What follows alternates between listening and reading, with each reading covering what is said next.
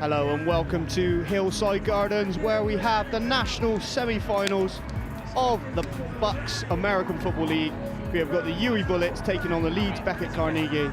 My name's Chris Green, and as ever, I am joined by my co-host, Mr. Craig McLeod. Craig, how's it going today, mate?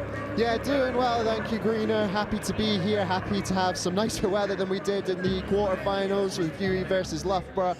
But more importantly, excited for what should be a good game today. Yeah, absolutely, and UWE as well, as strong as ever. 0 points conceded on the season. They've not punted all year as well. I mean, they're just, that offense producing so many points. They're just an unstoppable force.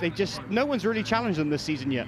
No, and when you've got an offense that's that powerful, not only does it put so much pressure on the opposition defense, but it puts pressure on the opposition offense, knowing that they need to score and keep that momentum up. And that's going to be the question for Leeds today. Not only can they be the first team to score against UWE, but can they do it consistently enough to put the halts on this potent UWE offense. Absolutely, and new additions to UWE. So we've got Alex Washington in, Harvard alum, coming to play for the UWE Bullets. He's going to be playing corner today. I think he's wearing number 5, my old number, so watch out for him. There you go, that feels like a number you gave him personally. That was his choice, I think, it was his choice. But as we look at the Leeds BECKETT Carnegie side, without their quarterback, unfortunately, is gone home. So Henry Rowland, I believe, is going to be their quarterback today, who's primarily a tight end usually. So it'll be interesting to see what kind of offense they run, if they run heavy or pass heavy. Yeah, it'll be obviously it'll be interesting. It's not necessarily going to be a lot of tape on him, and going from tight end to playing quarterback is a big difference. But maybe, you know, that element of surprise is what Leeds will need to start strong today. Yeah, absolutely, and lots of things here today on show. We've got the Comets cheerleaders selling some bakery there for the charity that they're supporting. You've got some players wearing green armbands also supporting that charity today as well. And you've got the food truck in, you've got the music blaring out. It sounds like playoff football to me, Craig. It does sound like playoff football to me, and it sounds like I need to make my way to that bakery table at halftime. Yeah, and as you see the teams, you know, just on the sidelines waiting for this coin toss. And UWE looked sharp in the warm-ups. Obviously, myself, I help coach the receivers at UWE, so heavily involved with the warm-ups. And Jadrian looks on fire at the moment. He's got 3 brand new footballs as well today. And he says they feel a lot lighter than the practice ones, so expect some long bombs today. Yeah, let's hope he doesn't float them up a bit too much today. Obviously, there were some turnovers in the quarterfinal game against Loughborough that I'm sure he'll be wanting to stamp out in this game. Yeah, it was one of the main takeaways from that game, and they said it at half-time and at the end of the game. You know, we can't afford to turn the ball over, because one of the biggest things in football, as we know, between win and loss, it's that it's that turnover margin. Yeah, so if that turnover ratio, if it goes for you or against you, there's a high correlation between wins and losses. Yeah, and you've got to keep that in track. The more you've got the ball, the more chances you've got to score. The more you give it away, the more you're letting the opposition score. It sounds simple, and it usually is, but, you know, abiding by it's the difficult part. Yeah, so you may be able to hear on the microphones the Leeds sideline getting hyped up a little bit there, going through their pre-game chat. Yeah. Obviously, they've come here to try and turn some heads today. UWE obviously the heavy favourites, but Leeds have not come to lose this game, that's absolutely for sure. No, and they always give UWE a great game. I don't think anybody will be forgetting last season's semi-final game against Leeds, going down to the literal final play of the game. Leeds can play and can cause some problems, and they'll be looking to repeat that performance, but coming out with a win this time. Yeah, and looking around, some familiar faces on the Leeds sideline as well, who would have been part of that loss. That was a bit of a heartache for them. I mean, I've still got heart palpitations from that game. I thought it was just me. Yeah, I mean, I lost my voice, I think, a little bit towards the end, but there were some crazy plays, and it was your storybook ending for the UWE Bullets, but not so much so for Leeds. And they'll look to try to get over that today and try and cause an upset here, because it will be an upset. Yeah, there goes that old adage: you either win or you learn. And when you lose like Leeds did last year, there's a lot to learn there and grow from. So let's see if they can bring it today. Yeah, so players lining up, just about ready for the coin toss. Referees out there, ready and willing to go. And I tell you what, I cannot wait for this one to kick off. No, I think this is a game that both teams were hoping would be on the schedule even before the season started. Like I say, Leeds versus UWE has been a game on the semi-finals for the last 3 or 4 playable seasons. Yeah, so yeah, absolutely. The Leeds last year obviously losing out. Before that, I think it was the quarter-final, it was 6-0, where I was playing as well with the COVID season. Mm-hmm. And then the year before that, Leeds actually turned UWE over in the playoff game. Yeah. So it's it's been a regular on the fixtures for a while now. Yeah, it's familiar foes, let's say, and they're building up quite the rivalry. Just looking to next season as well, you know, talking about this National League, I think they have to go with it. Like, it has to be, because some of the regular season games are just not competitive, and I think a national prem, we've been saying it for a few years now, is definitely the way to go. Yeah, I think the sport's developed enough and grown to the point where they should be something that's being looked at, and I'm glad it is being looked at. The disparity between, you know, those truly elite teams and the great teams is growing wider, and you know, unfortunately some southern teams haven't been able to grow at the same pace that the northern teams have, and we've kind of seen that with UWE being the only southern team in the semi-finals. Yeah, and we see the UWE Bullets captains walking out. We've got number 23 Victor Wright, number 6 CJ Wall, number 3 KK Brooks, and number 17 Jax Crawford. Yeah, some names there that you'll have been hearing us screaming at throughout the season. And captains for Leeds, we've got number 18, Henry Rowland. We've got number 30, Ben Mitchell. We have number 79, Jaden Etienne Simmons. And we have number 47, Arthur Kingdom. Great name. Will it be his kingdom today? Will they be triumphant, or will they not? Iggy, you're the visiting team, so you're going to have the call. What is your call?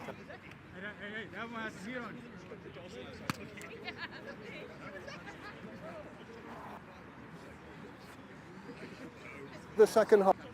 UWE, you want the ball? In which direction do you want to kick? Okay, gentlemen, swing round with your back.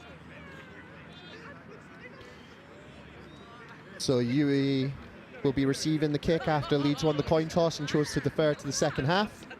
I think even if UWE won the coin toss, they'd be taking the ball first thing. Of course they would. It's what they do. They want the ball on offense first. They want the ball in Jadrian's hands. You've got the ELF MVP. Why would you not want him to have the first drive of the game? Yeah. So if you're Leeds, do you opt to take the ball first? If you were in their position winning the coin toss, do you know what? I think I would. Yeah. I would, because it's what UWE want. So take away what they want, maybe try and swing some momentum your way by starting with the football, try and get a decent drive out, and, you know, try and put points on the board. And it's a simple thing, the coin toss, and it's every single game has it, but the convention is you win the coin toss, you defer. You want that ball in the second half so you know where you stand. And UWE just against that convention, and, you know, to beat a team like this, sometimes you got to go against convention.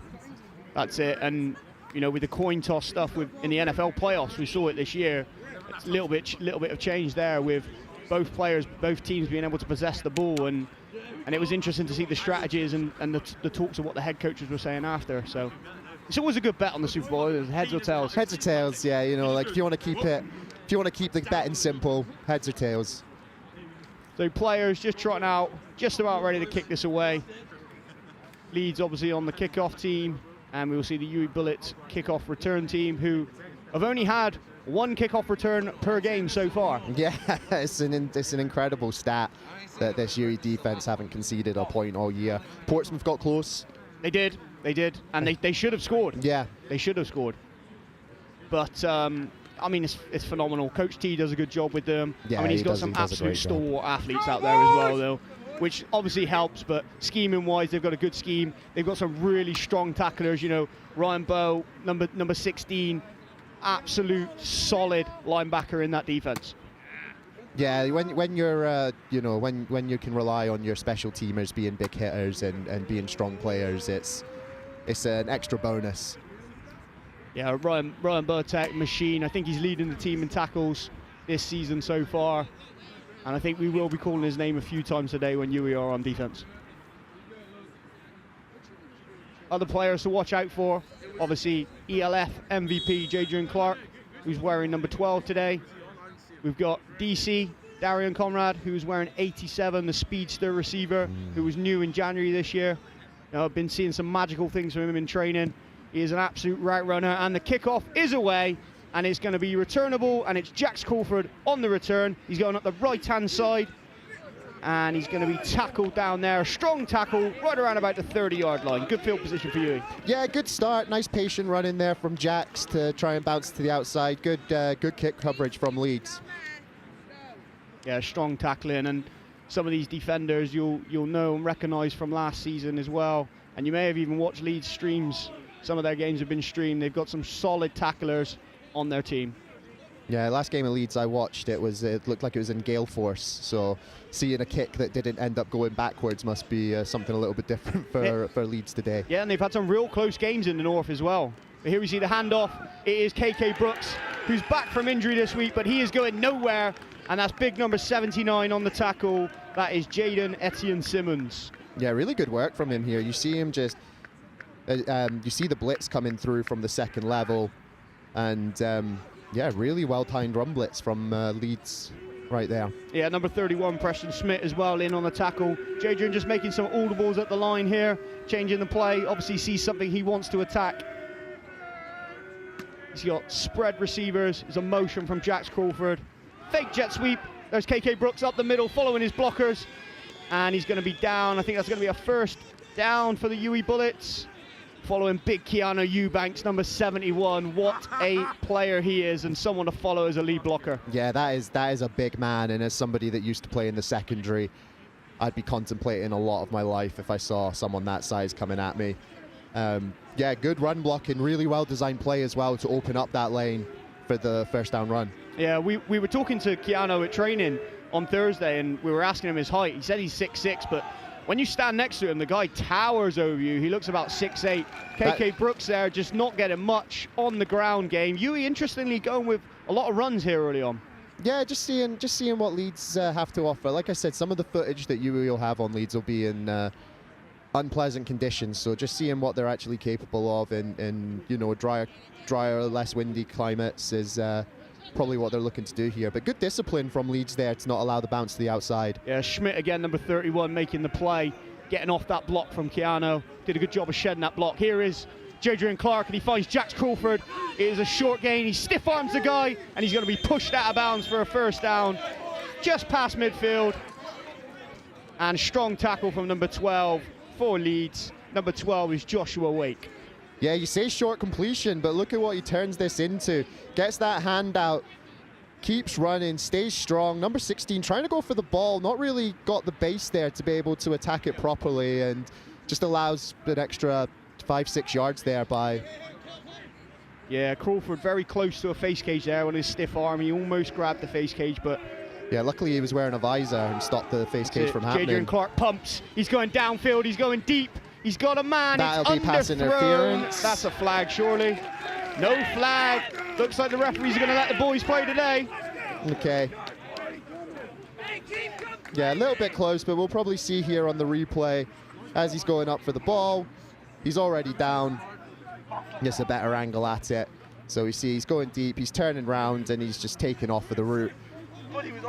Yeah, I mean, for me as a receiver, I'm shouting flag all day there. The contact's before the ball's there, but hey, if the referee's going to let the boys play, let them play. Yeah, exactly. Just go back to the short game. Much better tackle there from number 29. Yeah, strong tackle from 29. That's Grayson Hydery. And Jax Crawford, though, good gain on first down.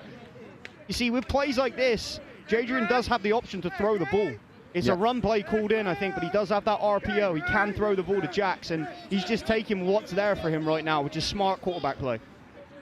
Yeah, and why wouldn't you? If they're overloading the box and they're leaving that outside pass there, then go for it, take it. Yeah, it's gone back to the ground with KK Brooks. This time does get some positive yards. It is going to be a UWE first down with the gain of about 5 or 6 yards. Referee accidentally clotheslining number 16 of Leeds there. Referees want to get into the thick of it as well. They've seen things get a little bit chippy in a couple of plays, and they're feeling it themselves.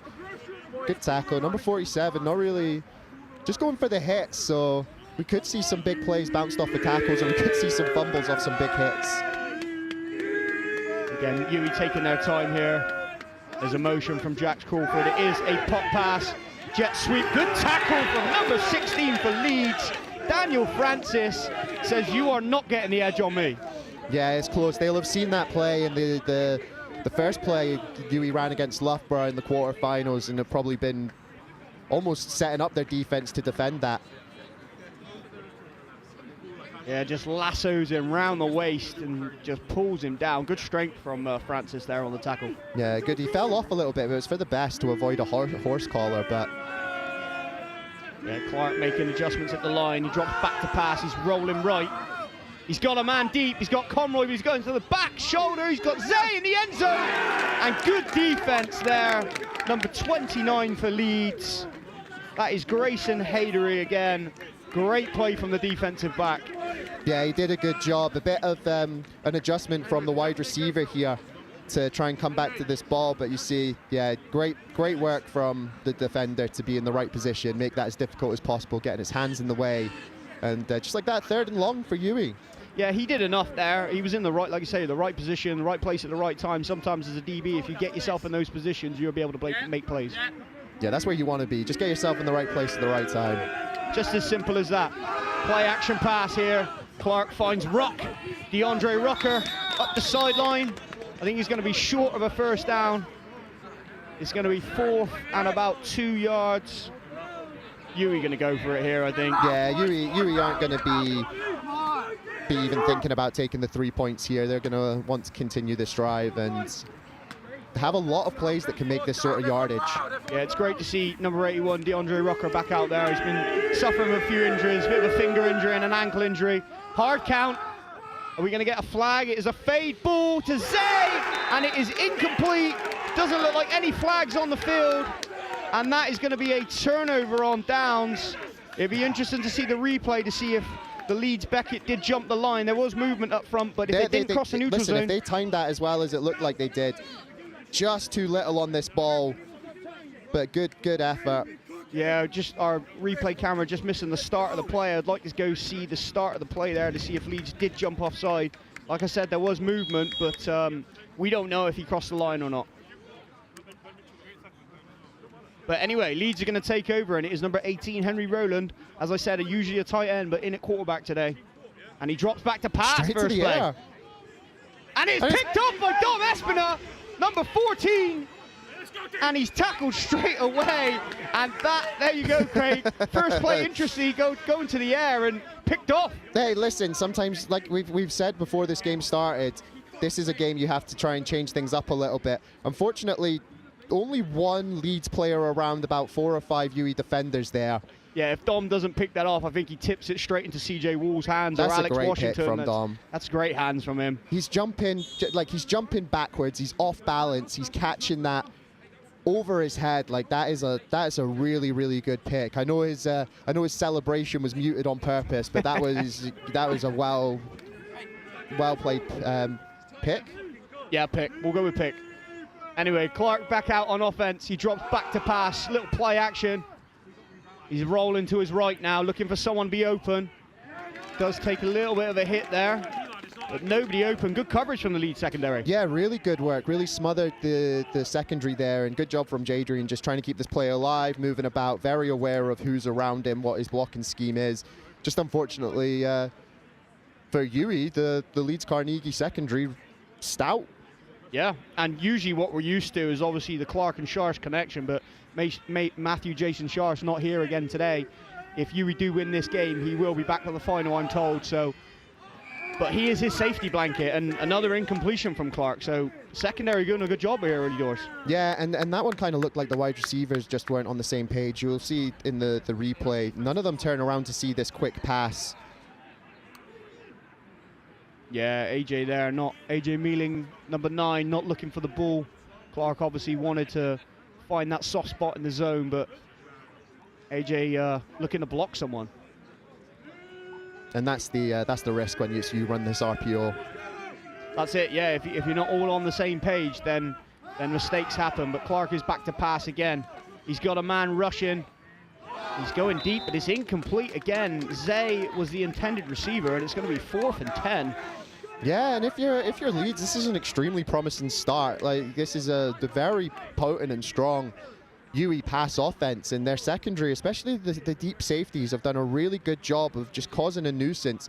You'll see it again here, just forcing the UWE player to have to come up further up the field than he wanted to make that catch. Yeah, and I think the pressure there late as well from the other Leeds defender blitzing late did cause the throw to go a little bit high.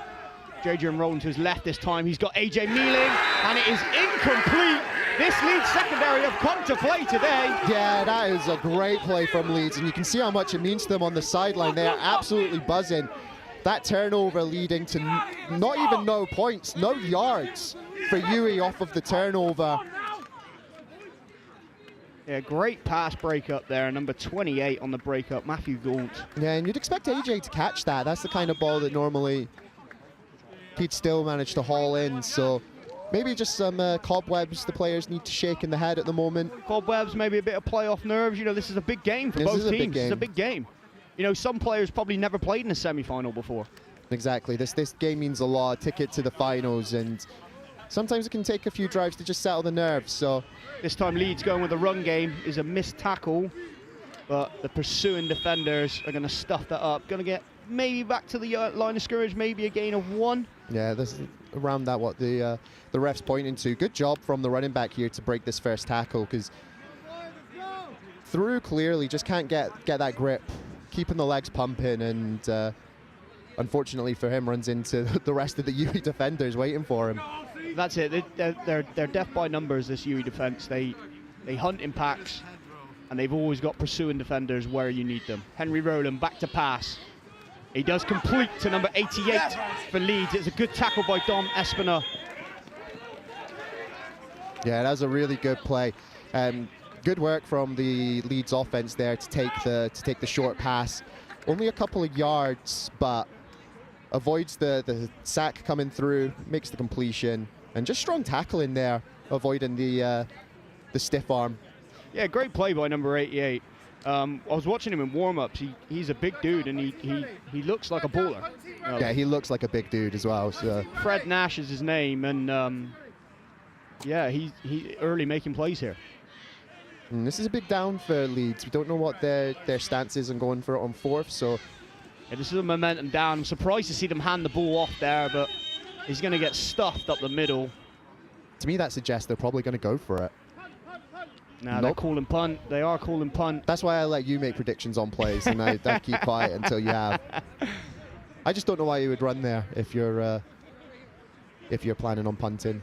Yeah, just maybe a short or intermediate throw just to try and get the chunk back for the first down, but Leeds opting to hand the ball off. Does squirt out late, but player down by contact. Yeah.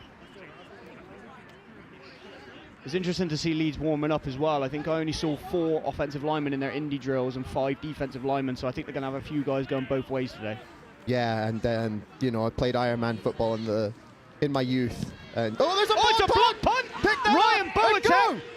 Here he goes, Ryan Boateng. Great, he blocked the punt and picked up his own punt. The best play in American football, the block punt. How did I know you were going to say that? I love block punts. Rushing off the edge, Jump in extended. That was fantastic. Recovering his own block punt. Oh, man. Look at this. Just knocks number 31 out of the way. See ya. And then gets what he can, and good pursuit from Leeds to get him down to make him not be able not to score a touchdown. So the last defender just got him there, because if he breaks that tackle, he's gone for 6. Yeah, and these kind of things are momentum changers. You know, if you're the Leeds defense and thinking you're going to have to defend UWE for 80 yards, now you've only got to do it for 30. Yeah, it's a handoff to KK Brooks. He's going outside, cutting back. Great block from Keanu Eubanks, staying on the block and finishing him. Good patience from KK there, just cutting inside that block for a gain of about 6 yards. It's going to be about 2nd and 4. Yeah, a lot of high collision on this play as we see the replay. You'll see Keanu with the fantastic block, but everybody just cut in black. And number 57. Time, injury timeout. Yeah, it just looked like a few big boys landing on each other there. A lot of blocking, a lot of physical play. Yeah, it's never good when you see big guys landing on top of each other. You know, there's knees and ankles, all can be rolled up on. You see it all the time in American football where players get rolled up on and it could be a serious knee injury. So good to see him walking off by his own power there. Yeah, always good to see the players not, you know, severely injured. Hopefully it's just something minor and can get himself back on the field. Yeah, he looks okay. He's walking over this way to our commentary position, and yeah, he seems okay. So it's going to be 2nd down. And UWE in the huddle. Not used to seeing them in the huddle, but obviously with the injury. Yeah, we're looking at about 2nd and 5, 2nd and 6, and interesting downs for the UWE offense. Yeah, UWE trips to the top of the screen, trips right, is a fake screen to the right and screen to the left. Nice cut back in. And he's going to get some good yardage there. So a fake running back screen to an X receiver screen. And good play from Zay. Looks a little bit shaken up. Yeah, he went down a bit awkwardly, but from what he's holding, I don't think it was a knee injury. Yeah, good blocking up line. Look at the offensive lineman just released downfield. Keanu Eubanks there. Lawrence Cornwall Baptiste on that left side of the line. Just paving the way for Zay there.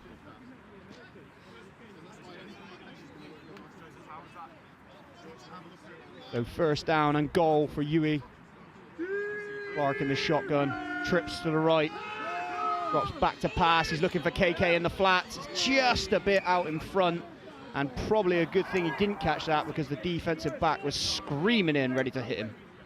Yeah, that pass, if that was out a little bit earlier, I think that's an easy touchdown for UWE.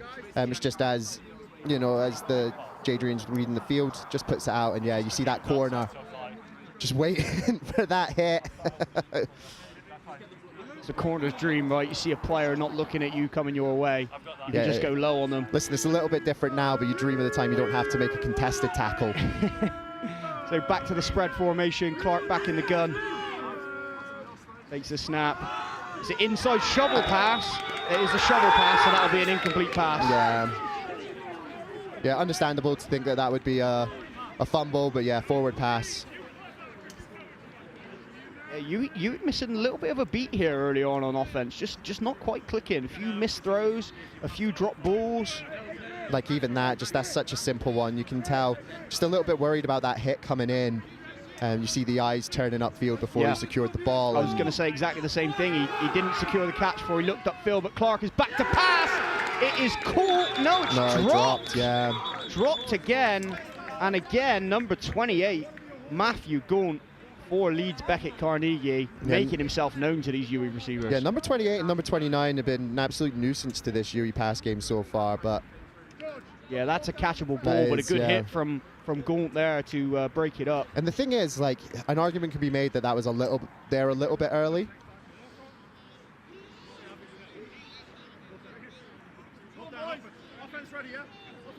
So 2 fouls. I think the referee said offsetting. We lost his microphone there. He didn't turn it on. I think they're both fouls offsetting. So it's going to be repeat 4th down.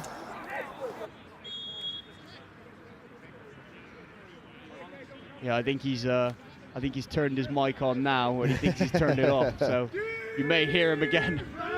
But Clark back to pass on 4th and goal. He's going to the left-hand side. He's got Jax Coulford. That looks like a touchdown. What a grab Jax Crawford, Timmy toe tapping that sideline. Jax Crawford, somebody tell him you only need 1 foot in bounds in BUCS, because that was spectacular. Yeah, I can't wait to see this replay here. I mean, Clark just pinpoint accuracy. And there he is. That was definitely in bounds. I know the Leeds players there shouting down the microphone, but we can see on the replay that he was definitely in bounds. Definitely in that first foot for sure. Definitely in bounds. And what a grab and a connection that I believe, you know, Jadrian and this UWE offense needed. Yeah, they did. They're crying out for something. You know, they needed a bit of momentum, needed a kickstart this offensive score. And they're going for 2, as they always do. It is TJ, and he is in for 2, and it's going to be UWE Bullets 8, Leeds Beckett Carnegie 0, and only 4 minutes are approximately left this first quarter and the first score of the game. Yeah, this has been a really fun first quarter in terms of the defense on both sides. This Leeds secondary has been really, really special in preventing these big plays that UWE are used to having. Even last week against Loughborough, the first play of the game went for a touchdown, and Leeds have just been, you know, they've just been needling away as you see that foot. Definitely in bounds. That's a great catch from Jax Crawford. Fantastic. He almost doesn't have possession of that ball, but he just gets it in time as the feet go down to make the touchdown. It's something we've said a lot over the last few years, is Jax Crawford with an incredible play. He always steps up in these big games. Yeah, he's back again and doing Jax Crawford things.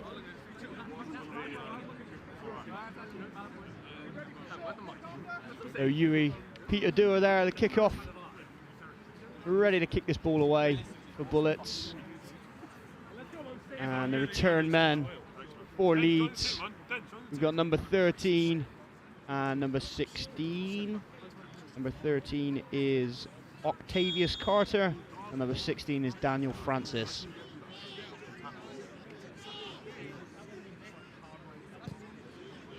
Peter Dewar kicks us away. It's close to the sideline. It could go out of bounds.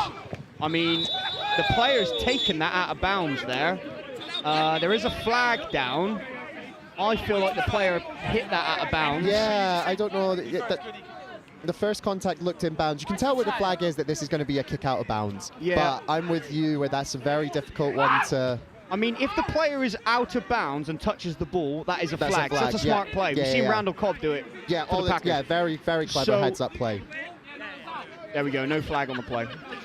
Yeah, I think that's the right call. He does touch it before he goes out of bounds. If he'd have even just stepped out of bounds and then touched the ball, that is then a flag. So, rule knowledge for you there. Bit of a loophole in the rule. In terms of ideal outcome from that, that was the exact opposite of what the player wanted.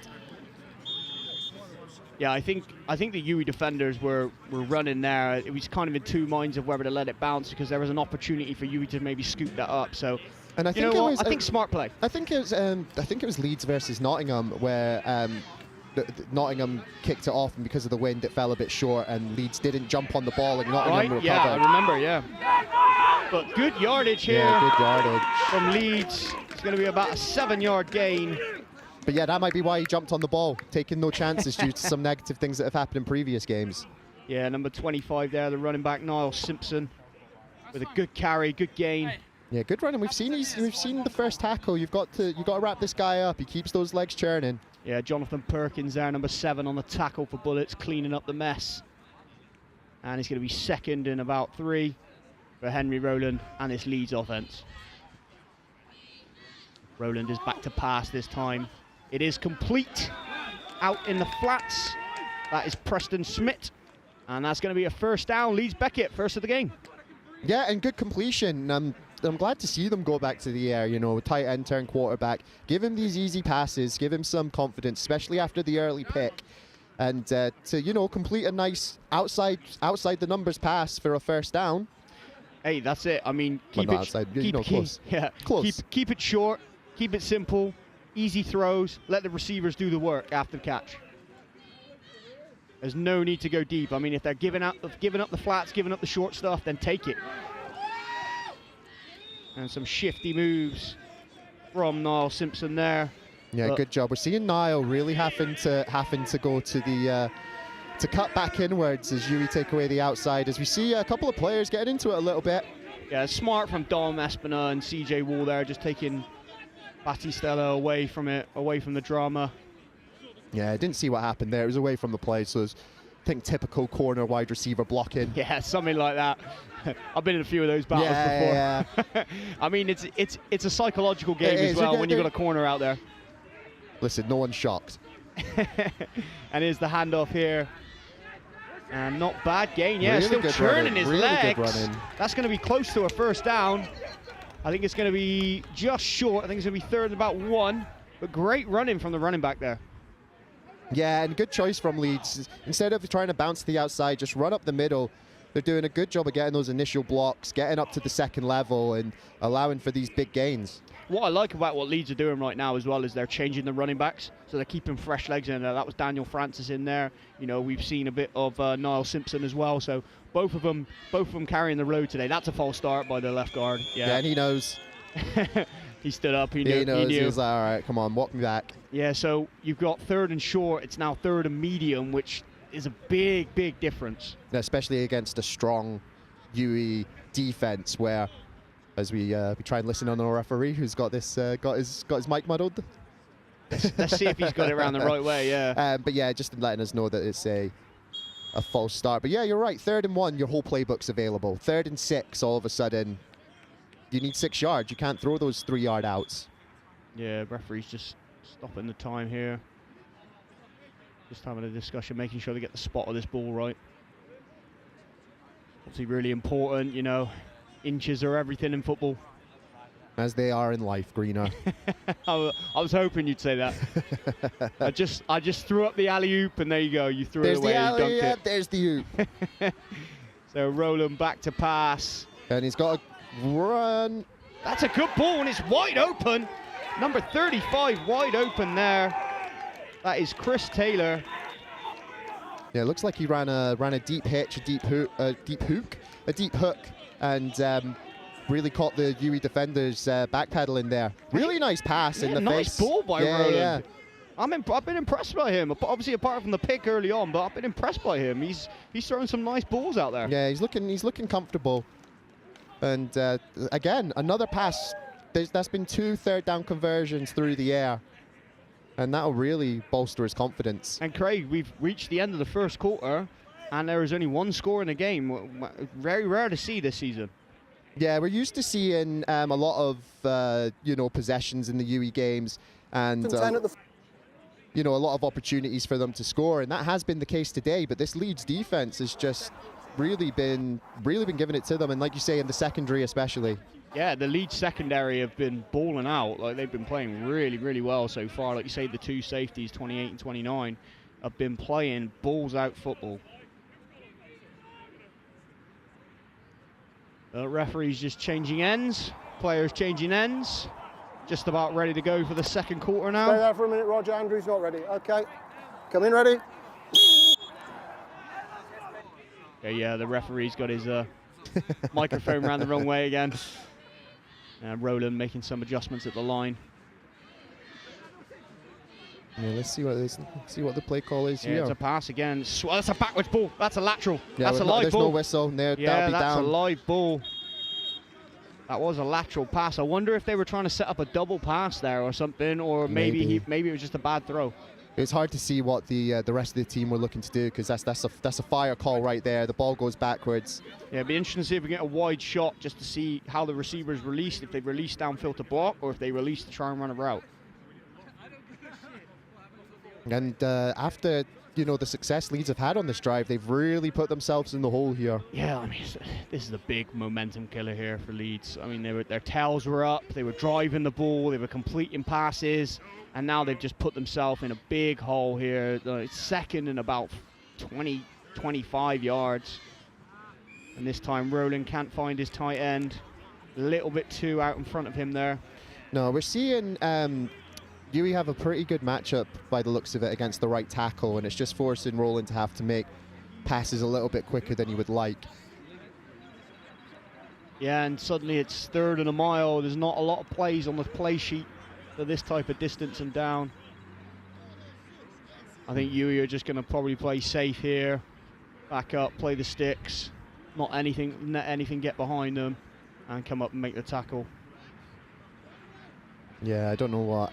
You know, if I was Leeds here, I'd probably go for a chunk play and then go for it. You know, if you get 10 or so yards on here, like you're over halfway. Yeah. Go for it on 4th down. So, oh, is that a light ball? No, whistle from the referee. Is that a forward pass or a light ball? Looked like he got it out just in time, but it obviously didn't get to the line of scrimmage. I don't know if there was any Leeds players nearby, so I do expect a flag to be thrown. There is the flag. It has just been thrown, and that's going to be an intentional grounding call. It's a loss of down and a spot foul.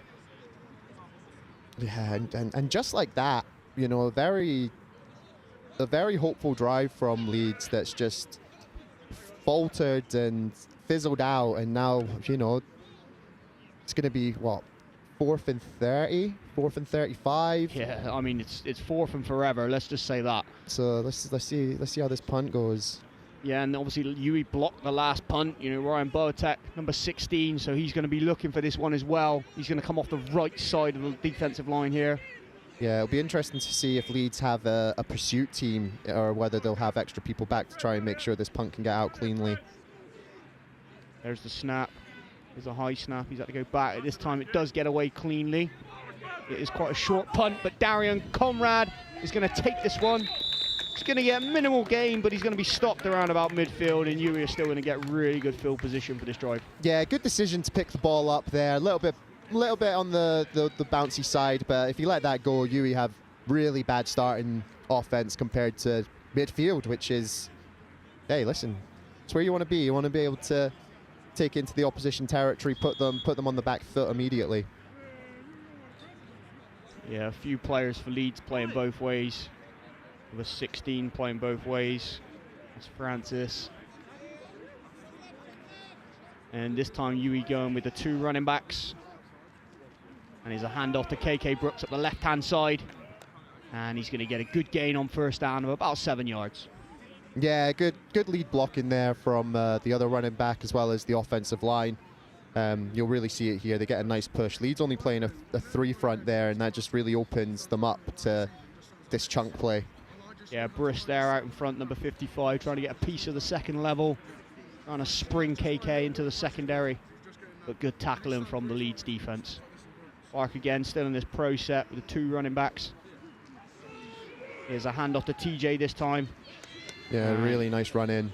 A great run in and still churning the legs. And look at the offensive line blocking to the whistle.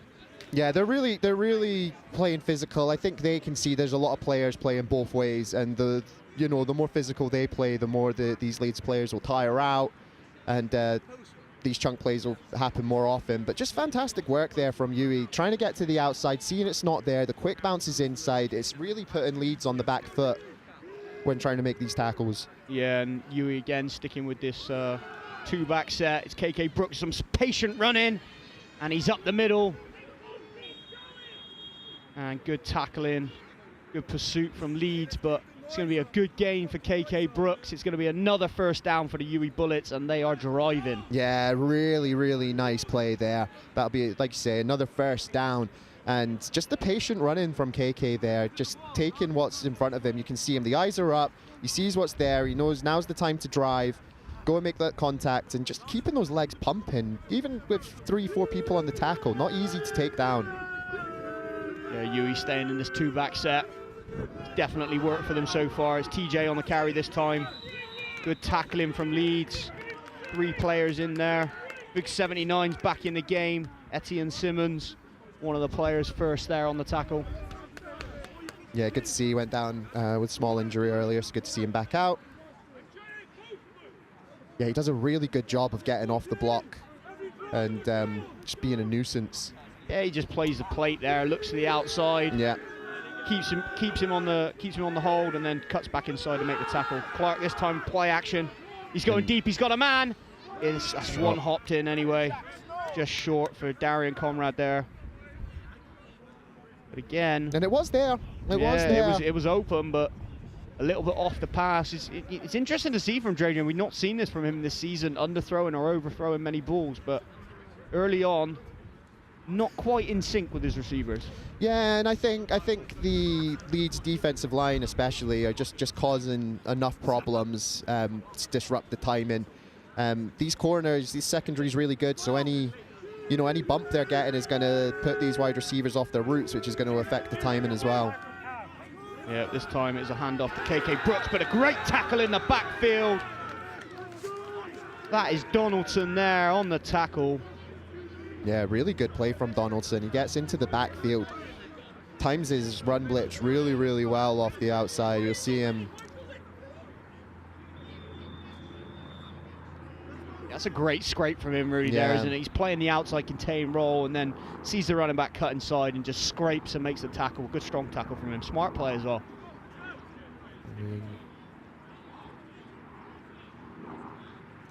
Like an injury timeout. Leeds player is down. Yeah. We've seen a few Leeds players go down so far. And UWE just off to the sideline just to have a conversation, just to fix a few mistakes that they're making. You know, but most of it's fundamental mistakes, you know, short throws, long throws, overthrown balls, drop balls. So, you know, fundamental errors that you can't really coach. Like, they are bread and butter skills. Yeah, you just need to get back into the right mind frame to make those plays. There's some plays that, you know, all credit to Leeds, they're playing fantastic. That scrape off the outside, UWE have that design to be more athletic and you know, avoid that outside pursuer, but Leeds players playing extremely well, so UWE can't afford to shoot themselves in the foot either. Yeah, good to see some UWE Bullet alumni in the house today as well. You know, you got a few players. I've seen Ben Stanford over there. We've got Robert Chase as well. He's over there, so good to see a few guys in. I always like audio media just saying there they are over there with no direction. Nobody can see you where you're pointing. I can. I know where he is. I can see him. And obviously myself, us two as well, Bullet alumni. Clark looking to pass. He's got bags of time. He's rolling. He's gone back across his body. It's picked off. And there we see number 28, Matthew Gaunt. We've said his name a few times today. And as one of the cardinal things as a quarterback, don't throw back across your body. No, we do have some flags on the field. Yeah, there's 2 flags down, so maybe Jadrian saw those and just threw it up. I think it's going to be defensive holding, I think is the call.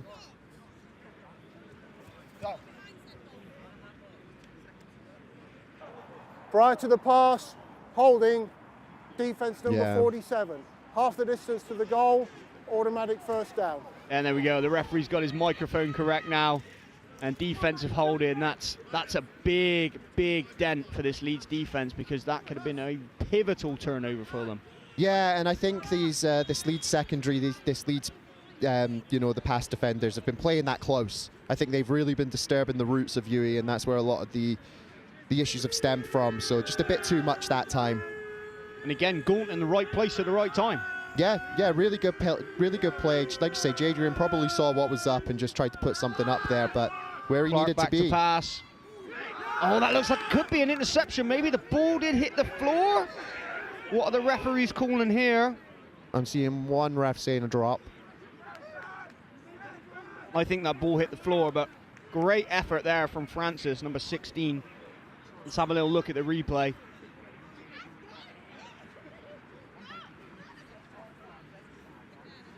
Yeah, it definitely hits the turf. But yeah. Great defensive play by Francis there, just to be in AJ Melian's way and make that incomplete. Yeah, they've been causing all kinds of problems today. It's been really impressive to see. Yeah, Clark just making some adjustments at the line. Is a handoff to KK Brooks. Good cut, but again, Dan Francis again on the tackle. Yeah, really good job of just getting himself into the hole, getting himself low, and making that strong tackle. Basically an open field tackle here. He's the only man in the hole. I mean, that player is designed to be one-on-one with that linebacker in the hole. You know, it's running back versus linebacker, who's going to win the one-on-one, and that's, in that instance, it was the linebacker.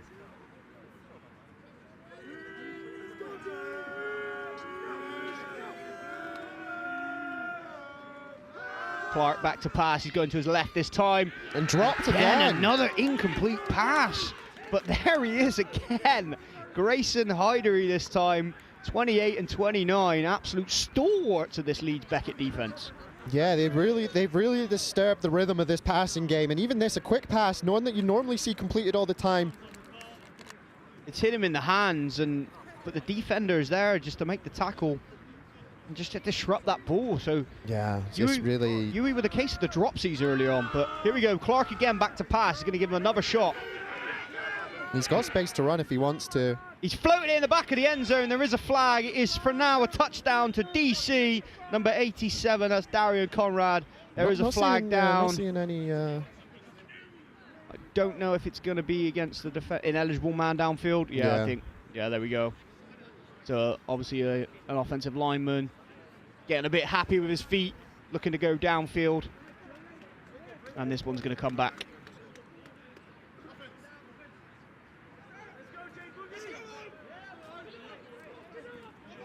There are 2 fouls on the play, both by the offense.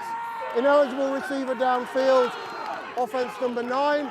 That penalty is declined. Illegal touching, offense number 87, stepped out of bounds, was the first player to touch the pass. That penalty is a loss of down at the previous spot, first down Carnegie. Okay, so costly penalty there, really. Illegal touching by Conrad.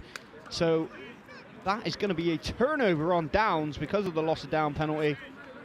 Yeah, and this is a Leeds team you wouldn't feel comfortable just being 1 score up on. Yeah, and if you just saw there, the referee threw his hat on the ground. That's a general sign of player stepping out of bounds. So good eyes from the referee in the back corner there. Looks like it was the right call, and Leeds Beckett back on offense.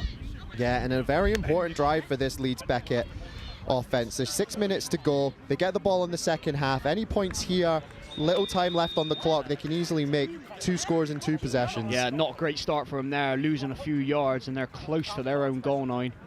It's going to be second and long, second and about 13, 14 yards. Yeah, number 58, very quick off the line there.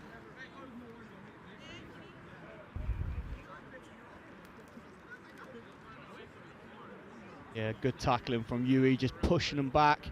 You know, an opportunity of a safety maybe here, quarterback in the end zone. Yeah, it's very, very close. You know, it's not unlike T to send a big blitz here, and there you go, players all up on the line. But it's a quick pass out and a smart play by Leeds. He's going to break the tackle. He gets a stiff arm, and there he goes. He's going up the sideline. Is he going to be caught? CJ Wall with a touchdown saving tackle. And what a play from Leeds Beckett. Preston Schmidt with the yards after the catch. Just a short completion and up that left-hand side. Yeah, some great work getting rid of the potential tacklers. Right here, 3 people on him. Good block from number 13. Come on now. And he just does the rest of the work. Yeah, Victor just not being able to catch him there, but CJ Wall just manages to track him down before he can get past that last defender. But a great play from Schmidt. Yeah, great work, great quick pass, and just like that, they're in UWE territory. Craig, I can't cope another Leeds UWE close game. It's too much for my heartstrings. Honestly, with the amount that there's been, I've probably lost about 6 years off my life already. Again, another quick pass, but this time too short for his intended receiver, Octavius Carter. He's got to be American with a name like that, right? Well, we've seen he's a baller at least with what he's done today so far. It's great work from number 91 of UWE again. He's just been in the face all day today of the quarterback. Yeah, he just keeps coming in the face of the quarterback and just in his way all the time. Yeah, just causing some disruptions in timing. Like you say, backup quarterback, not able to, you know, maybe trying to make some passes that he's not used to making, but keeping the ball on this play. Great tackle. Perkins was not fooled by that fake from Roland, and he's there to come up and make the tackle. Yeah, and just like that, it's going to be 3rd down and 12. I think that was Alex Washington there as well, number 5 in on the play. Yeah, both of them in there. Great tackle from Perkins. Yeah, really good job. And after a really big play, like really shift momentum, here we are, 3rd and 11 for Leeds at the 45-yard line. Yeah, if you're Leeds again, I'd go for a short to medium pass. Know that you're going to go for it on 4th down. You know, get as much as you can, get close to the 1st down marker. If you can get this to 4th and 4. Yeah, Roland back to pass. He was under duress from Ryan Boateng, and that's why that pass has gone a little bit astray. But I think Leeds are sending out the punt unit, which is really surprising to me. They're over in UWE's half. I mean, the only thing I would say is they've proven that their defense is handling this UWE offense, and if they can keep it within one score, they've got a chance to win it. You make an absolute valid point there, Craig. Their defense have been balling. It's not likely that we usually see UWE only scoring 8 points in 1.5 quarters. Especially with some of the drives they've had, like UWE today, not really getting the big plays that they're known for. Instead, grinding out the yards, and that last drive really should have ended in some points. So it's a high punt. It's bouncing backwards. It takes a UWE bounce, but it's down by Leeds number 30. Then Mitchell, good play by catching that ball, saving some yards for Leeds because that ball was on a backwards bounce. Yeah, did a good job. Right place, right time, made the right decision. Hey, how many times have we said that today? Hey, listen, that's the kind of game it's been today. Yeah, so UWE trying to get things going again on offense. They had a good drive last time, but just faltered by the penalty. Got right down to the goal line, inside the 5-yard line, but just come up short because of the illegal touching. Yeah, and Leeds were only on the field for about a minute or so, so how tired is this Clark Leeds back defense? to pass. This time he's got AJ Meelan, who is wide there open. We go, and AJ Meelan with a stiff arm, and he's going to go all the way in for a touchdown, and that is a big game-breaking play. There is a flag down, though. Hold up. There is a late flag just come in nearby where that stiff arm was. The referee's going to have a discussion here. I didn't see no penalty on the play. It didn't look like he dragged him down or anything by the face cage. Yeah, they're having a discussion. They want to get this right because this is a big, big moment in the game. Really important that the referees get this decision right, whichever way it goes, for both teams' sake.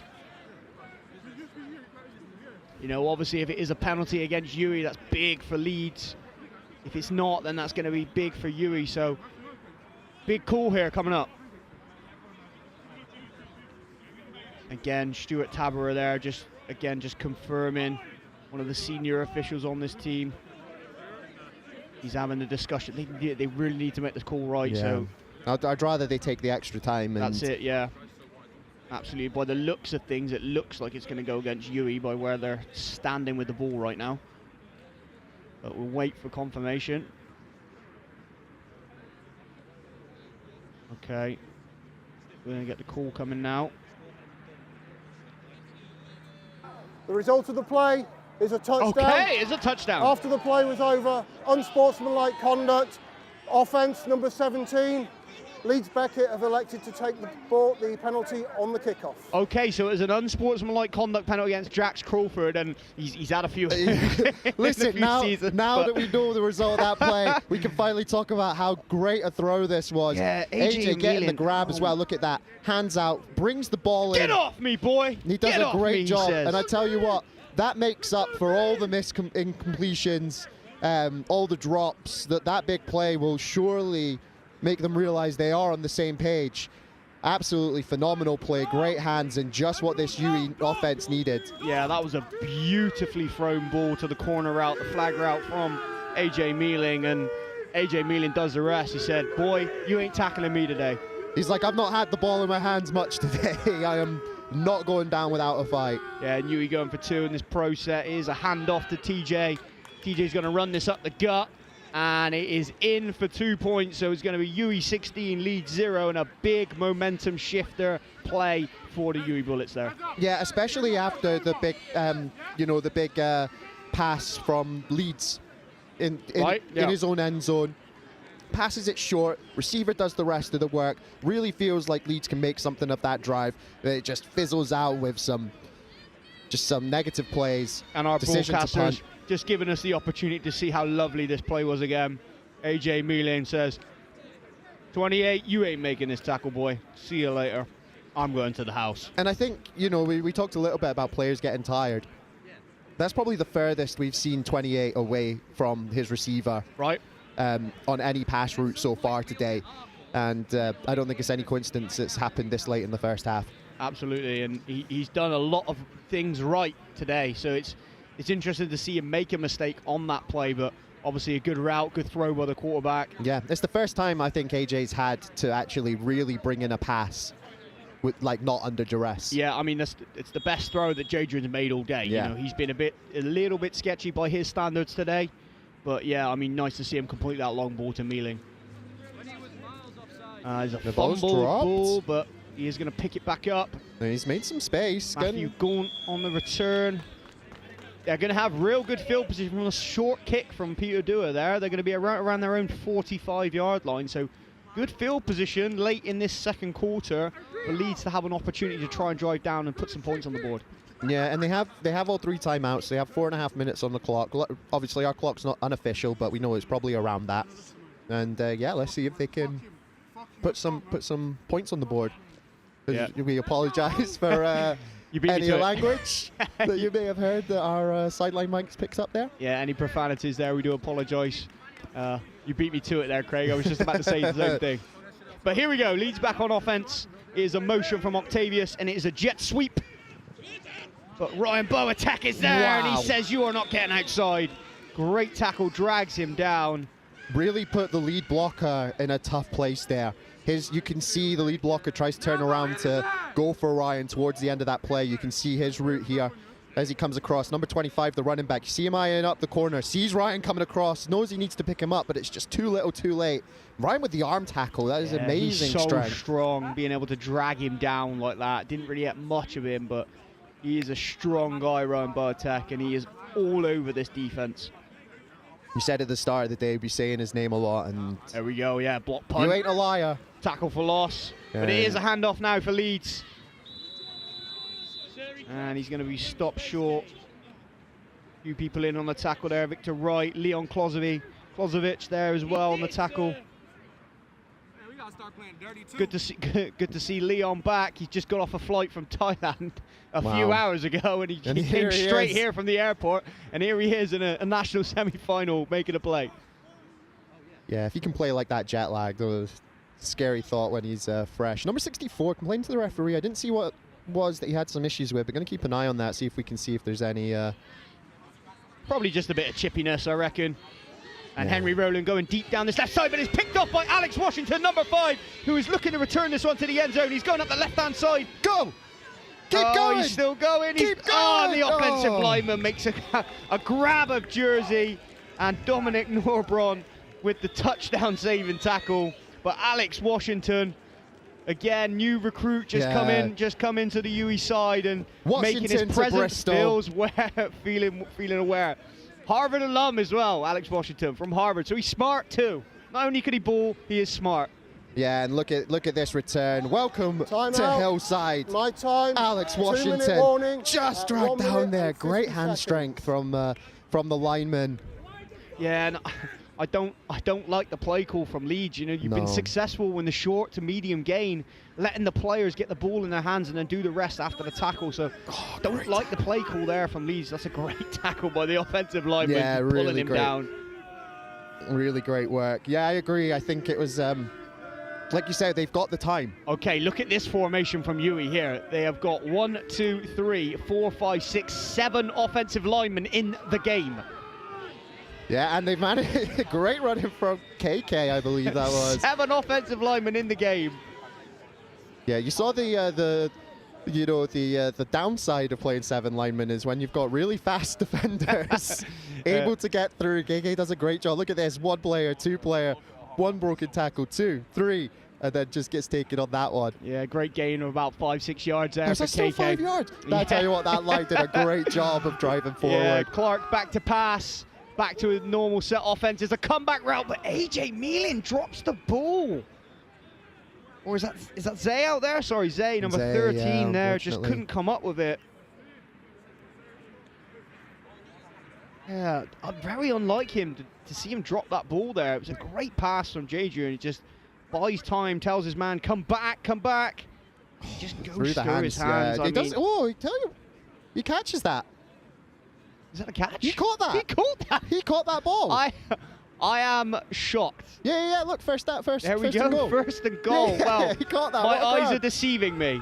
Clark back to pass, and it's now going to be a touchdown to Zay, and he deserves it after that. I tell you what, the only reason I thought that was incomplete was because Zay looked so mad at himself. Right, I know. I think he was probably mad that he didn't catch it on the first attempted score. That's probably why. There is a flag down, though. For now, it's a touchdown to Zay. There is a flag down, waiting to see the call from the referee. Holding, defense number 29. Penalty is declined. Result of the play, touchdown. Another defensive holding call against Leeds, and it is going to be a touchdown to Zay. Great catch from him. He'll definitely be happy now he's found the end zone. There he is, doing a little dance. Good to see him in the end zone. He's an absolute workhorse in training. That was great time, and he must have our audio on an AirPod. Just like that, 22-0, you know. Yeah, I mean, it was quick. They can five score in-game quick. minutes ago, we were saying 8-0, Leeds still well within this, and now it's a 3-score game. That's the thing about how potent Jack's called with a little double, triple option going on there. Yeah, I like that play. That was a really nice play. Yeah, and just a little shovel pass to Jax Crawford. He gets in for 2. But yeah, I mean, it just shows how potent this UWE offense is, and how quickly they can score points and put points up on the board and just put the game away. If you look at the Leeds sideline now, they're just deflated. Yeah, and you can almost hear it. I mean, like, our audio picks up the sidelines quite a bit, and you've really heard the the defense chants from this Leeds sideline die down a lot over the last few minutes, and yeah, there's almost like just a bit of a lull, really, isn't it? Yeah. Deflated is the only word. But just looking around now, Craig, quite a few people in tonight. There's our defensive coaches at UWE, happy with themselves and happy with their players. Oh, absolutely, no points scored. But yeah, as I was just saying, a lot of people in tonight, few alumni, lots of people come down to watch. It was great to see. As I said, we got the speakers, we got the food. We've got everything going on. The Comets are over there as well, braving the cold. Yeah, big up the Comets. They've always been a great part of supporting the UWE Bullets over the years. Good to see them still out here in big numbers. Yeah, it's Daniel Francis. Look at the speed of him, but he's going sideline to sideline, and he's running a distance for no gain. Thought there was going to maybe be a bit of handbags between number 20 and 47. So 20 Manny from UWE and 47 from Leeds. They're still talking. They're both talking as they're walking off the sideline, but they got into a bit of a scuffle there. I was thinking that maybe the referees might be in and whistling something, but yeah, it was all roses at the tackle. Everybody seemed to be getting on there, and then just elsewhere, it's few handbags being thrown. Yeah, which, you know, games can get a bit chippy when you start to lose your composure a little bit. Hey, and I mean, 2 quick scores from UWE. It's going to make it a little bit chippy. They're going to have their backs up a little bit, you know, because they played so competitively so far. For UWE to just score 16 unanswered points real quick. Yeah, and Leeds have it in them to score themselves, but just not getting there with that pass. Yeah, again, just a little bit short. It looked like Octavius Ward was open there. But yeah, he just definitely beating the coverage. Octavius Carter, sorry, my correction. But yeah, I mean, he looked open, but ball just a little bit short for him. That's a hard pass to make. It's a tough pass to the sideline for anyone. I mean, a tight end. Yeah, he's a tight end there playing quarterback.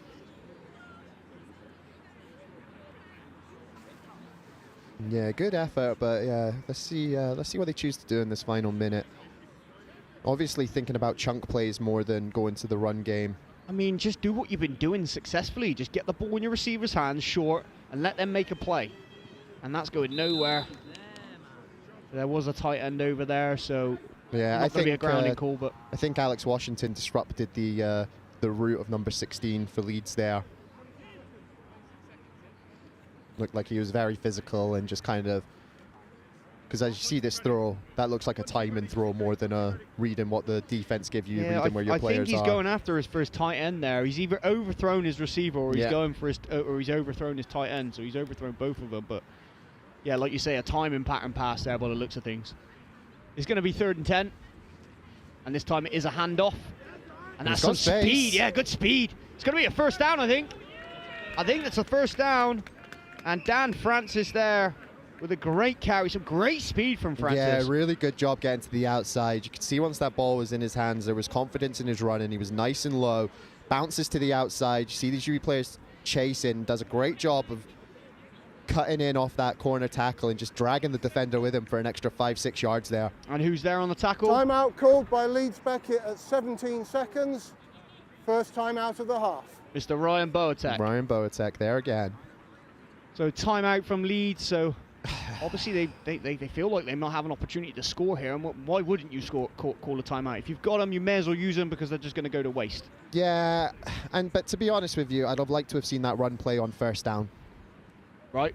You know, I guess like, okay, yeah, the passes were incomplete. It means the clock stopped, but each pass was taken 6, 7, 8 seconds off the clock. Now you want to call timeouts when you could have had that run play on first down and a good 35 seconds, 40 seconds on the clock? It's a great point. I mean, game management is a big part of the game, and, you know, when to use your timeouts, when to do a run play, when to use a pass play, you know, is a big part of the game. So, yeah, no, you're absolutely right there, Craig.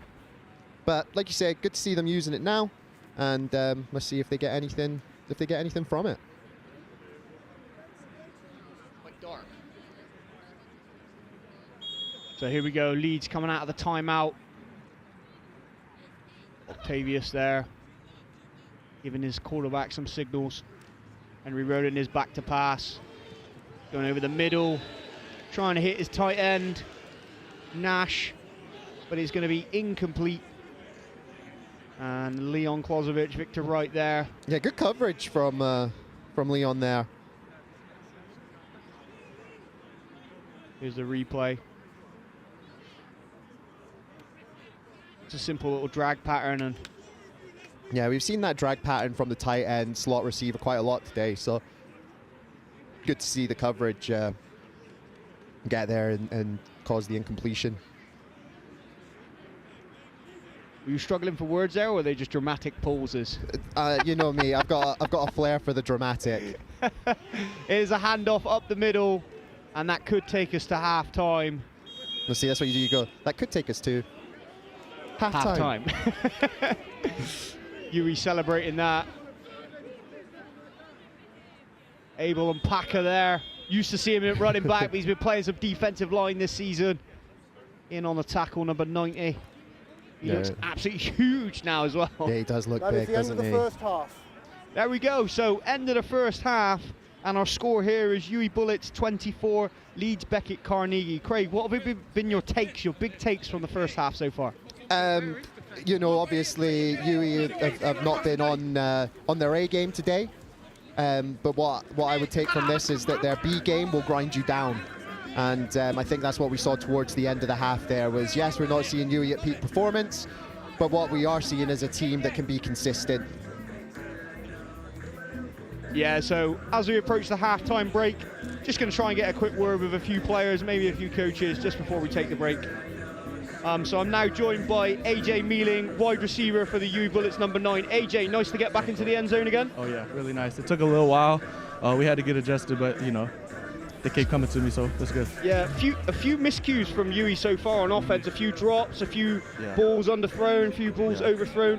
What's the team talk going to be like halftime now for you? Oh, it's nothing. It's all about how you respond to it. You know, we're comfortable with the hype and the cameras and all that. We just had to get ourselves into the game, and that's all it was. Yeah, that's what it felt like when you caught that ball running down the sideline. I don't think anybody was going to be stopping you from getting to the end zone. Exactly.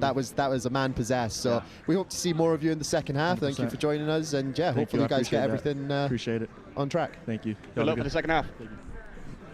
So that was AJ Mealing, one of the touchdown scorers for the UWE Bullets, and you know, again, like you said, it's just basics, just getting them right. We got to get right. Yeah, and you know, we're watching the replay from the first half here, and I can't believe it was light outside when this game started. Yeah, right.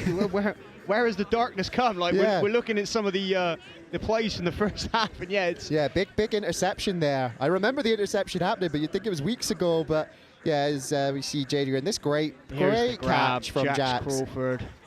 I mean, that's something special right there. Yeah, and you really felt that was kind of a turning point for UWE, that this would be what they needed to get everybody on the same page. But that was the key thing from UWE's offense until the second quarter. Yeah, absolutely. Little bit late, but yeah, and there we see the AJ Mealing touchdown, and the stiff arm to get to the crib. Great play by AJ Mealing. Yeah, and then we'll see another pass from Jadrian Clack here, looking deep. as he makes that pass to AJ.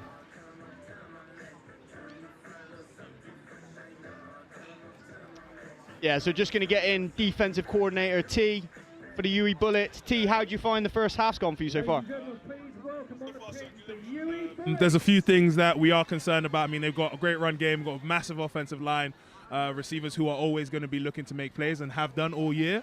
So we do have our work cut out, but we've been able to kind of hold them. A couple of big plays that have gone off. You know, we had a broken tackle. They were able to run down the sideline when they were backed up, gain about 50 yards on that play, something like that. So a lot for us to kind of pay attention to going forward. But yeah, so far so good. Any adjustments that you think you might wait in the second half? Anything you need to change, or are you happy with what you've done so far? You know, we're happy with what we've done so far, but at the same time, I think this is going to be one of those games where rotations are going to be limited. It's going to be tighter rotations, keeping that starting group out, plus 1, 2, 3 more, where we've had the opportunity to rotate in previous games. I think, you know, we're in the semi-final now, so we've got to tighten that up. Really appreciate your time, T. Good luck for the second half. Thanks a lot. Thank you very much, guys. Thanks for joining us. And you can see the UWE Comets there. Let's go Comets. For the halftime show. So we are going to leave you now. We're going to have a break. We're going to leave you with the UWE Comets, and we'll be back in about 10-15 minutes time. Go grab yourself a beverage, watch the halftime show, and we will see you for the second half. Thank you very much.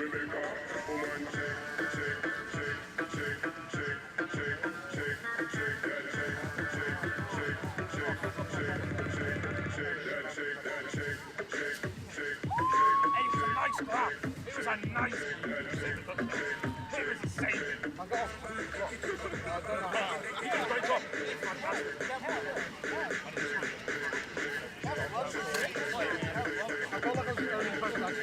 No, you busted ass. I was doing it.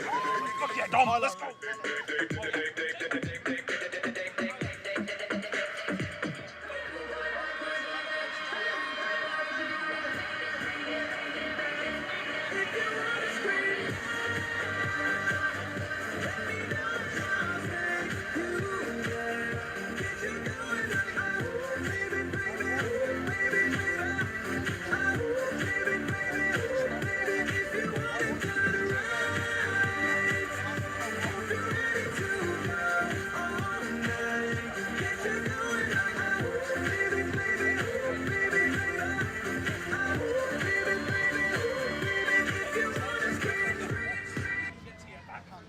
Bullets.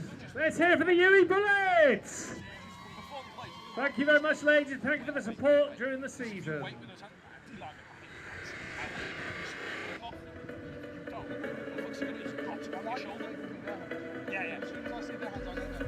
Yeah, committed. Yeah, they're leading. Yeah, exactly.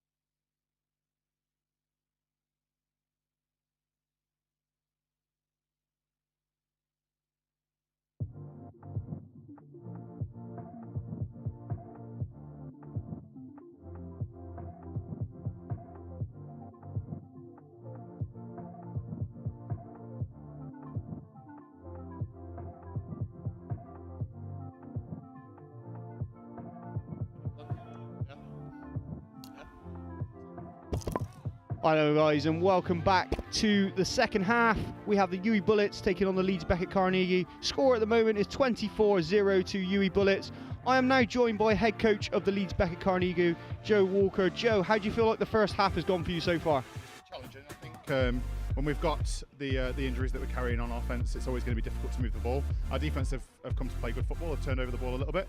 We'd just like to see a couple more turnovers happen if we can, to put us in good field position to move the ball forward. Absolutely. We've said how well your secondary has been playing. Only the one mistake which went for the long touchdown, but apart from that, they've been playing really, really strong. Is there anything that you're going to change in the second half that you feel like you can attack against this Bullets defense? I won't speak for the defensive coaches, but I'm sure they've made some adjustments. They're fantastic, so they're doing all they can to make sure that we're successful all the time. Offensively, we've just got to try and get some ball moving a little bit more.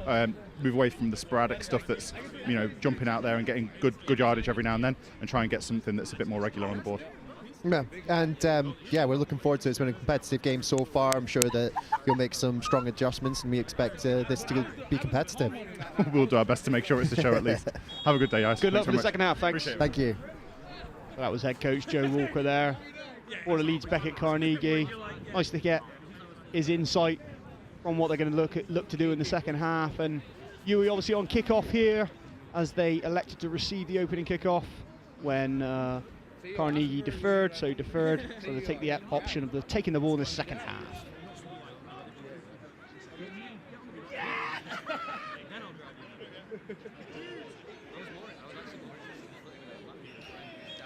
The referee's close to getting going.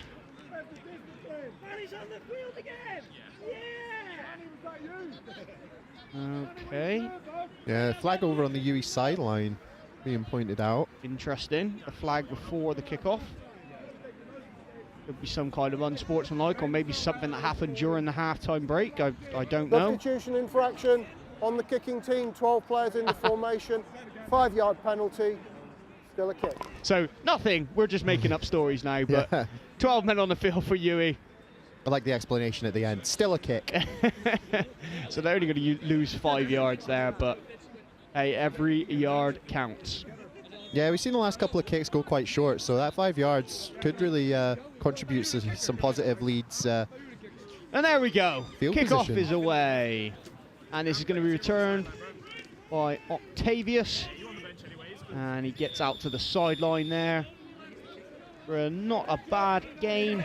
Going to be right around about the 30-yard line where Leeds are going to kick off with their offense. Yeah, you can tell on that kickoff return that this Leeds offense has a lot of speed.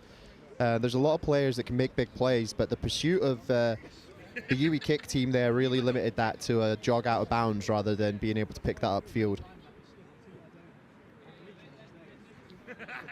Yeah, interesting to hear from T as well. He's happy with what his defense are doing. More of the same. And obviously they'll want to keep that goose egg, of course, all the way into the final if they win this game. Yeah, they've done really well. This defense has been really solid, really strong. This Leeds offense finding some gaps in it, but just not able to be consistent. Yeah, I think there's going to be a delay of game on Leeds. Delay of game. Offense number 18. 5-yard penalty. First down. Yeah, delay of game, not getting set quick enough. Yeah, really bad from both teams. 12 men in the huddle on the kickoff. Right. Delay of game on the first play of the second half. Not, we spoke at the half about like mental mistakes and getting on the right page, and both teams just taking a second to get back into that. Yeah, just a few, like you say, mental mistakes. Not what you'd expect from both of these teams. So interesting to see. It's going to be 1st and 15. There is a motion from Octavius. He's going to take the ball on a jet sweep, but the man CJ Wall, he's taking a knee. CJ Wall missed the tackle, but the defenders were coming, and he took a knee there. Obviously didn't want the contact. Listen, sometimes that's called a business decision. Right. Because he's been spun around, he's really far in the backfield. Done Illegal really well to get formation. up. More than 4 in the backfield on the offense. Penalties declined. Second down. You know what? If I had number 91 running at me full pace while I'm stood still after being held up in a tackle, I'd take a knee too. So, again, another mental mistake. Obviously, UWE electing to decline that penalty, but more than 5 in the backfield. Like that's a basic error. We're 3 plays into this half, and we've had 3 penalties. And Roland back to pass. He's going to go deep, and he's going to be picked off by CJ Wall. And CJ Wall going up the left-hand side. And he's going to be pick 6. UWE Bullets. CJ Wall takes it to the crib, and that looked easy. Yeah, a lot of air under that ball. Undercuts the route. Easy to do when the ball's not keeping up with the receiver. Wide open space in front of him when this ball finally comes down from the heavens into his arms. Runs it into the end zone, and we love to see it. Pick 6 for UWE. Again, I'm unsure why he's going deep there. You know, he's got a flat route. He's got a guy in the flat that's wide open. My time. Injury timeout. I understand it's second and long, but I mean, get your guys the ball. Do what's worked well for you. Yeah, big plays when your receivers have got the ball quick and they've been able to run after the catch. It's one of those things, isn't it? Because we're looking at what? That was 2nd and 16, 2nd and 17. Oh, big man Dan Oates in the backfield, offensive lineman in the backfield. Here's a handoff. The old classic lineman carry. He's not going down without a fight. And I don't think he's going to get in for the 2-point. No. I remember it used to be a tradition for the Bullets at varsity when varsity used to be a thing for American football here in Bristol. We used to reward the lineman of the year with a carry. Yeah, that was honestly, the linemen would fight for that honor. They wanted that carry. Yeah, he tried to hand that ball off to Jax Crawford. My time, injury timeout.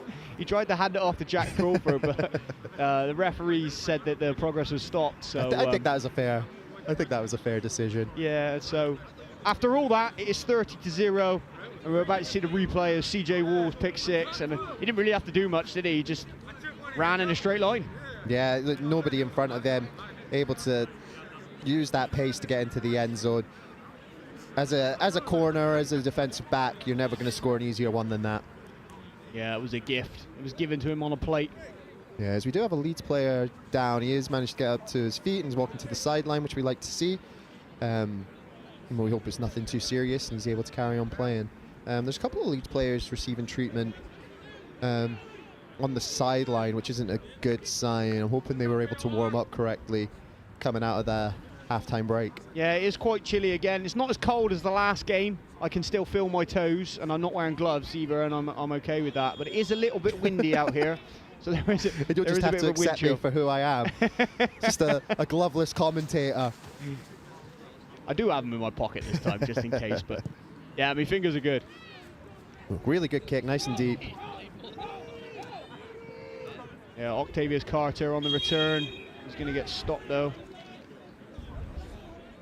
Yeah, started off as a nice, good, patient return. Just ran into the way UWE are spreading themselves out on these kickoffs, just really limiting how explosive these returns can get. Yeah, their coverage has been great today. I mean, not really kicking the ball too deep, but their coverage has been good. Yeah, and that comes with the shorter kick. Players are getting there because they're still getting some good height on these, so just helping that the pursuing defenders. So Leeds back on offense. Quarterback Roland with 2 in the backfield with him. Here's a handoff. Dan Francis on the carry. Gets about 4 yards. Yeah, that was a really nice run. He saw where the gap was immediately and was just able to plant a foot, explode into the space. 4 yards, and 4 yards is good. 4 yards on first down is great. 4 yards of play is all you need. That's exactly what the coaching 101. Yeah. 4 yards of play, 4 yards of carry. It's what you want as an offense. Like, really good job there. Falls forward. It's not a big play, but it's what you want to see. Yeah, Roland back to pass. This time it does go short, but over the top of Schmidt's head, his intended receiver. Ryan Burtek was there on the coverage, and it's going to be incomplete. Yeah, if that was completed, that would have been a nice short gain. The UWE defender was right on the receiver there, getting rid of that ball really quickly. Just can't stop the air from getting under it. Yep. So it's going to be 3rd and about 6 for Leeds, and it's a really important first down here. They need to get some momentum going. They need to get on the scoreboard, otherwise I can see this game slipping away real quickly from this point. Yeah, if they don't score and UWE get another one, we will be at a running clock. Yeah, Victor Wright penetrating the hole, and the running back has nowhere to go. Is this a turnover? There's a flag. I don't know what's going on. I didn't see what happened on the sideline. There is a flag on the sideline. UWE up in roar saying that maybe someone should be ejected. I'm not sure what happened. Maybe the replay camera got it. Yeah, a lot of noise. Had to be something. Yeah, it looked like the UWE sideline were waving goodbye to a player. I'm not really sure what was going on, but a lot of discussion over the radios from the referees. But here we go. After the play was over, unsportsmanlike conduct, offence number 35. 15-yard penalty, 4th down. So there we go, unsportsmanlike foul, and you know, maybe reacting to a bit of chippiness out there, we don't know. But a costly foul, it's going to be 15 yards, and if he gets another one, it will be an ejection. So really see what happened at the top of the screen. We're focusing on the ball there. Yeah, he's just... no, we can't. I don't think we can see 35.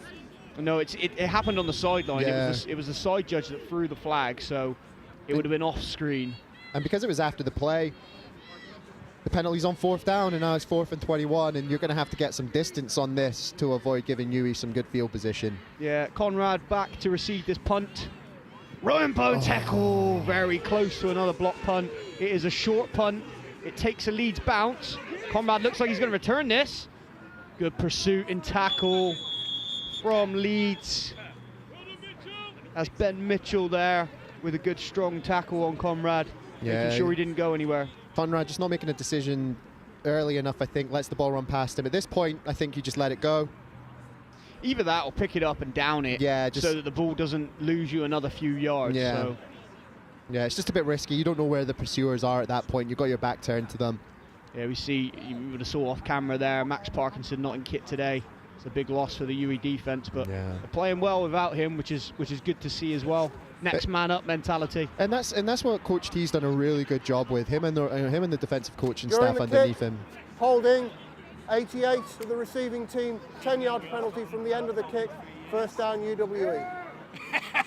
So an extra 10 yards for UWE to go on that one. But yeah, back to what I was saying, just to back up your point on good rotation, these defensive coaches have done a great job of making sure everyone's prepared, everyone's on the same page, and that drop off from 1st string to 2nd string to 3rd string, it isn't a lot. It isn't a lot, and especially for a team like Leeds that don't have the manpower here today, having that high ability rotation is causing havoc. Yeah, so UWE getting marched back 10 yards here into their own half. Going to be right around about their own 44-yard line, ready to start this drive. Clark trying to get his guys going. Trying to get more points on the board. Obviously, one more score here does put us into running clock. Yeah, that's why it was kind of a big drive for Leeds there. So trips to the right. It is a sweep to KK. Yeah, and he's good tackle. Great tackle there. The linebacker, Arthur Kingdom, makes a great outside tackle to prevent KK from getting outside, and it's going to be 2nd down. Yeah, as we see the replay here, it looks like KK's got tons of space to get into, but just great getting off the block there from Arthur Kingdom, and yeah, really limiting. Yeah, he's a solid player. I remember him from last year. He was all over the defense last year as well. So quarterback back to pass. Loads of time now. And incomplete. JJ, smart decision there. And again, apologies to any profanities. And again, again, apologies again. Fucking idiot! Our microphone. Yeah, that's not us. Yeah, I think they're trying to say number 59 had a crackback block there, but yeah, it wasn't a crackback. Frustration on the field, leaking over to the sideline, and yeah, again, apologies for any language that may cause offence. Yeah, so UWE back, trips to the right still, he's going backside, bit too high for Zay. Is there a flag? whistled. Yeah, it's in the backfield, so it looks like it's either afters or a late hit on the quarterback.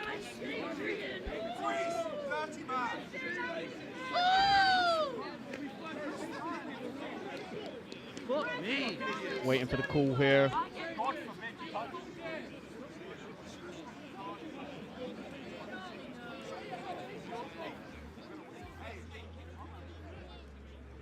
Looks like it might be against UWE. Personal foul, roughing the passer, defense number 31.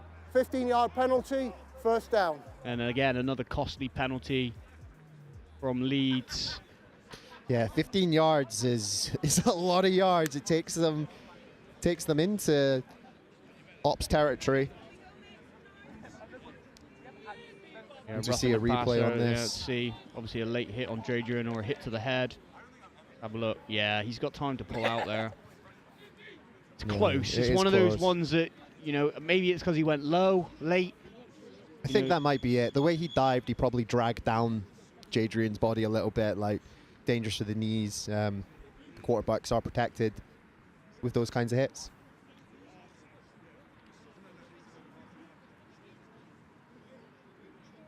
So a bit of a pause in play here. Referee's just having a discussion, making sure again that they get the yardage right.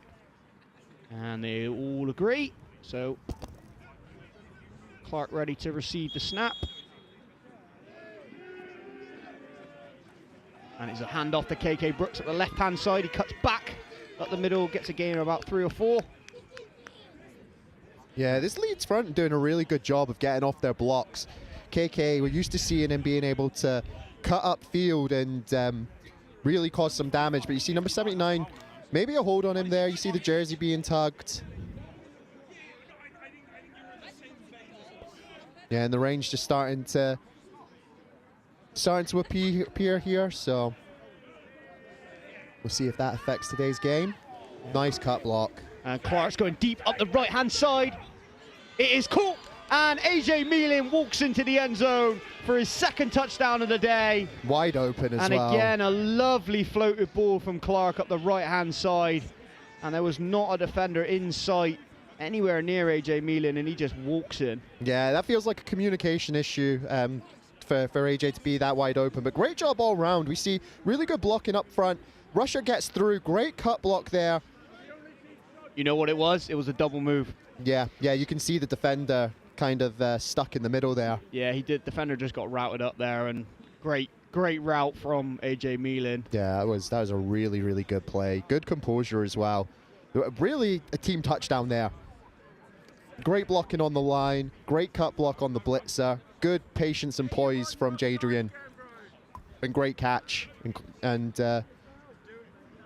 just had to finish, walk in. right? Great just finish. had to walk in. Listen, there's style to Clark walking into the end zone. Number 2 is a slant route, and it's caught by DeAndre Rucker. It's an absolute bullet of a pass. A little bit of afters there. KK getting into it with one of the Leeds players. Yeah, drove him to the ground, didn't let him up there. Yeah, let's have a little look on the replay. We'll see the catch as well. But yeah, the nice cut block from KK. Sent that Leeds defender a one-way ticket to cut block city. It was a wide angle. We might be able to see it on this, but great catch from DeAndre Rucker as well. Yeah, really good the cut block there. Yeah, and look at the offensive line, just putting the defensive line on their backs. Just staying on them. Here's the touchdown again. Again, another cut block by KK Brooks. Like, I think UWE, that's an adjustment UWE have made. We kind of saw it in the first half. Jadrian having to, getting flushed out the pocket, having to make some passes on the run, making some quick decisions, throwing under duress, and we've seen it on 2 plays now. Just cut blocking that blitzer is giving Jadrian the time that he needs. Yeah, you see AJ Meelan there throwing up the 2, second of the day, and referees having a discussion.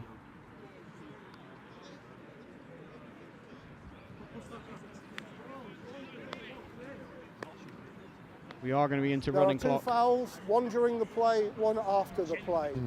Pass interference, offense number 9, that penalty will be enforced 15 yards. After the play was over, unsportsmanlike conduct, defense number 31, that penalty will be enforced half the distance, and we will replay the try. So we're going to be on about maybe the 10 or the 8-yard line, I think, if my maths is correct, maybe the 7.5-yard line. after all of that. Correct my ignorance. 15 yards for offensive pass interference. Is that correct? I think it is, yeah. Yeah? Yeah. I'm not sure if it's 10 or 15. It just seems like a lot for... It's either 10 or 15, yeah. So it's one or the other. Yeah, and I think that was just maybe a bit of a pick play from UWE. Yeah, I know defensive pass interference is definitely 15 definitely yards. Definitely 15 for defense, Unless it's less than 15 yards, then it's a spot foul. Yeah. Or half the distance to the goal. Yeah, so Clark, again, we're going to try this 2-point back to pass. This time it's going to be incomplete. Another flag down. Leeds showing some frustration on the sideline. Not happy with the laundry on the field, call but it into a non-contest. Why are we even playing?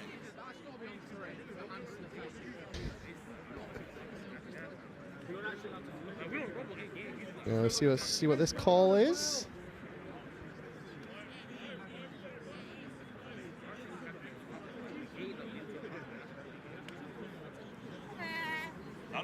I'm just getting a bit chippy in the last couple of minutes. 2-point conversions, okay, taking a while to go through.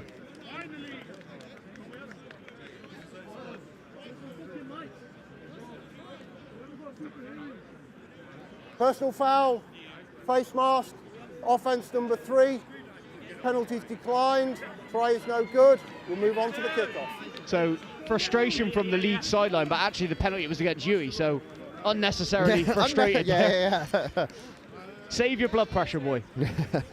I always feel it's a not a boy who cried wolf, but when you're getting angry before you even know what the flag is, that's usually a sign of guilt. Are you kidding me, Ray? Oh, it's on them. Okay. So you. Feline!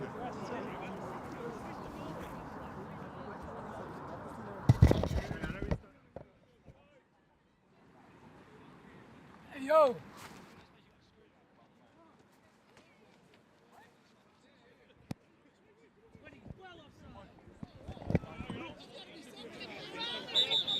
Again, I think a flag on the play.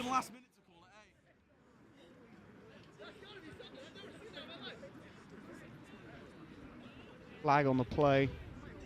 Again, apologies if you hear any bad language through the microphones. Those are our sideline microphones. We have no control over what the sidelines are saying. Although, yeah, I think it may be a... they may be deliberately placing themselves near these microphones. Offside on the kicking team, 5-yard penalty, still a kick.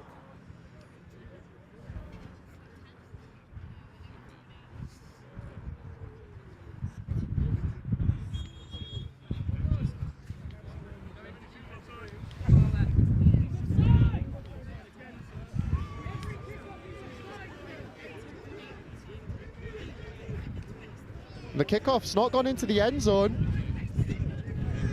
Okay, I'm not sure what's going on there. Who's got the ball? Is it a safety? The kick went beyond the final 2 players. They picked it up. It didn't look like it was going to make it into the end zone. The tackle happened. It's just dependent on the spot of the tackle. Yeah, so referees just, looks like a referee's timeout for an injury. Timeout, my time, injury timeout.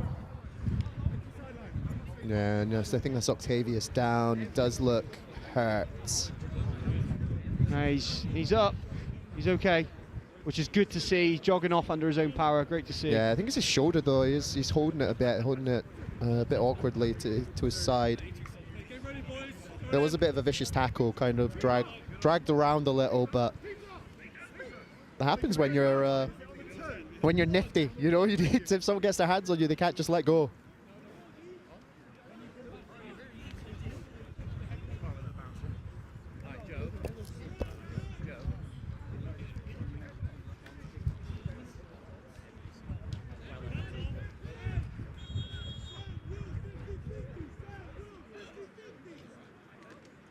Here we go, Leeds ready to go on offense.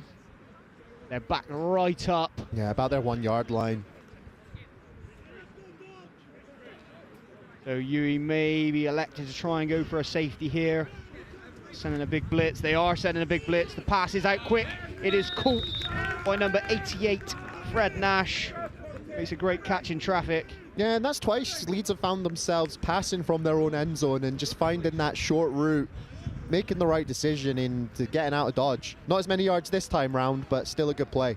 Yeah, great play. I mean, he's got 7-8 yards there on that catch, and it's got them out of, like you say, out of dodge, and good job, good completion, good catch. Yeah, good focus. He knows he's going to get drilled there, and he still brings that ball in. Good job. Yeah, it's always difficult when it's high over the middle as a receiver. Again, slant route. Yeah, that's a nice route. That's cool. That's the linebacker in there at receiver now.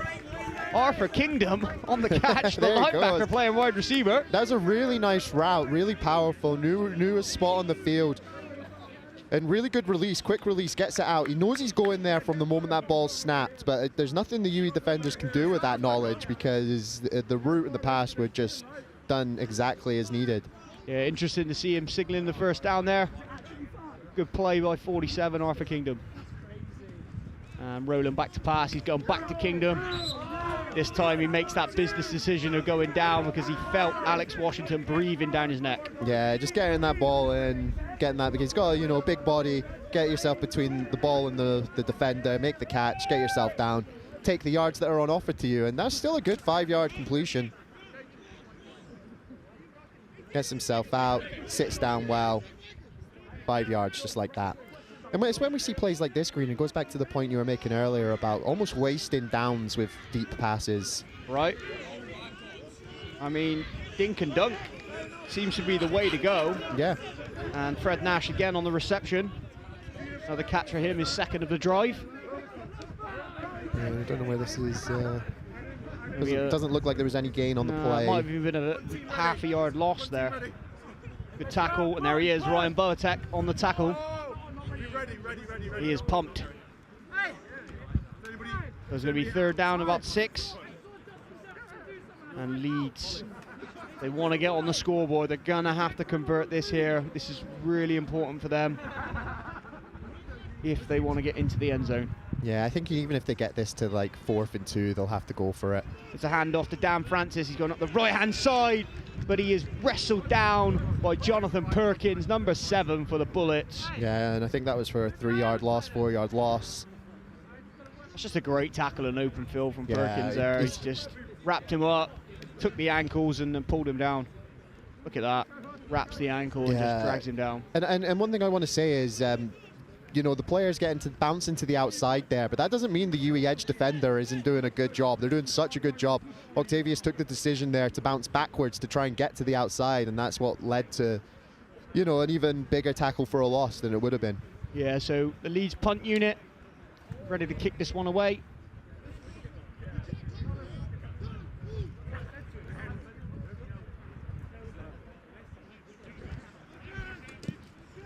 And it's a high punt. It's short. Yeah, playing 5. It's taken a UWE bounce, and it's going to be a net of about 3 yards. Yeah, it went straight in the air, that ball. Straight in the air, and it bounced straight backwards. Obviously, the players shouting poison to get away from it. Yeah, the guy even got lucky it bounced out of bounds. I think they were, yeah. I've seen it so many times with those high kicks when they bounce backwards, just touch a foot or an ankle or a knee of a player on the return team, and then obviously that counts as a muff, so that is a live ball. Leeds would be able to recover that. Yeah. So UWE trips right. And we got Jaquez Hall in it, running back now, number 24. First we're going to see of him today. Yeah, he's an explosive player. He's a fun player to watch. When he's got the ball in his hands, he can make some happen. There's Arthur Kingdom again. Here's a handoff to Twish. Yeah, Arthur Kingdom making a great tackle. Yeah, just on Jaquez Hall as well.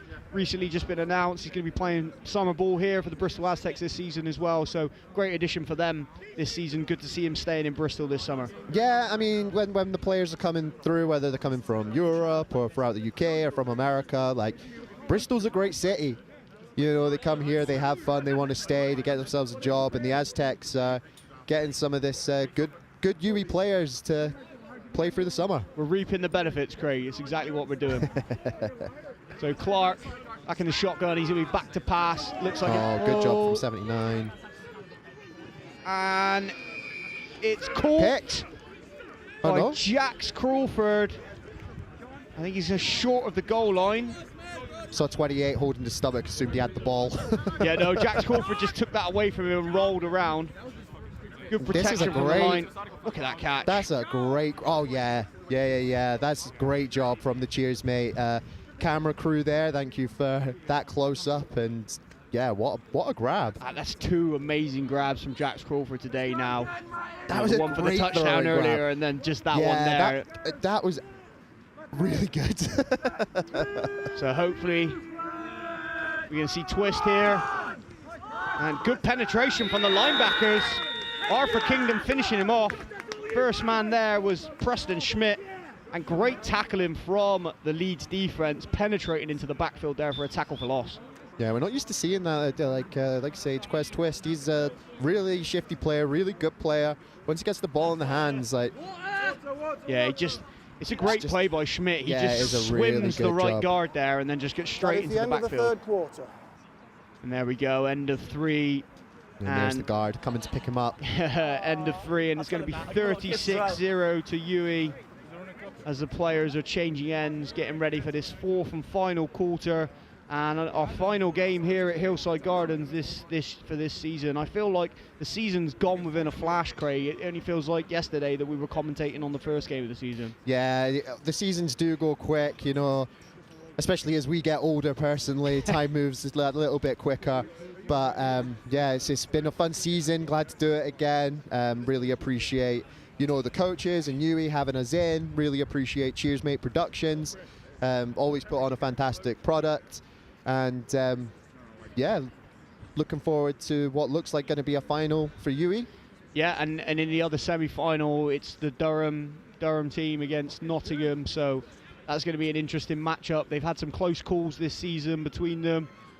So, you know, either team could be there in the final. We're going to see UWE Nottingham again for the third time in a row. Yeah, or will it be UWE Durham?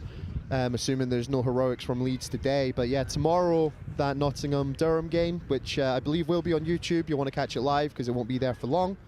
If you are interested in seeing how that game goes. But I'm sure the UWE players will be watching in anticipation for who they'll have next week.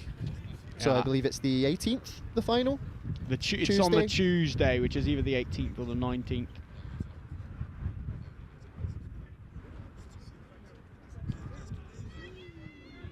Good protection, wide open. And the receiver fell over, and it's going to be incomplete. Jax Crawford just fell over there. There's going to be an incomplete pass, and yeah, it's Tuesday the 19th is the final. It's the opening of Big Bucks Wednesday on the Tuesday night. Yeah, the last couple of seasons have been really good. It's really set off the Bucks Big Wednesday with a bang. These UWE versus not. I don't know. That's close. I don't know. That's very close to being a catch. Yeah, very close. Again, the running back making a great cut block. This time I think it was Twist, just cutting Dan Francis as he came through. So obviously, definitely the adjustment they've made at halftime. Yeah, whether cutting that blitzing linebacker. Yeah, whether that's come from head coach Frankie Pankhurst or whether that's coach?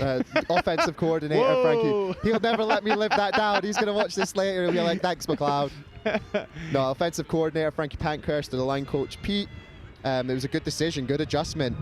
And there we go. And that is Darian Conrad in for the touchdown.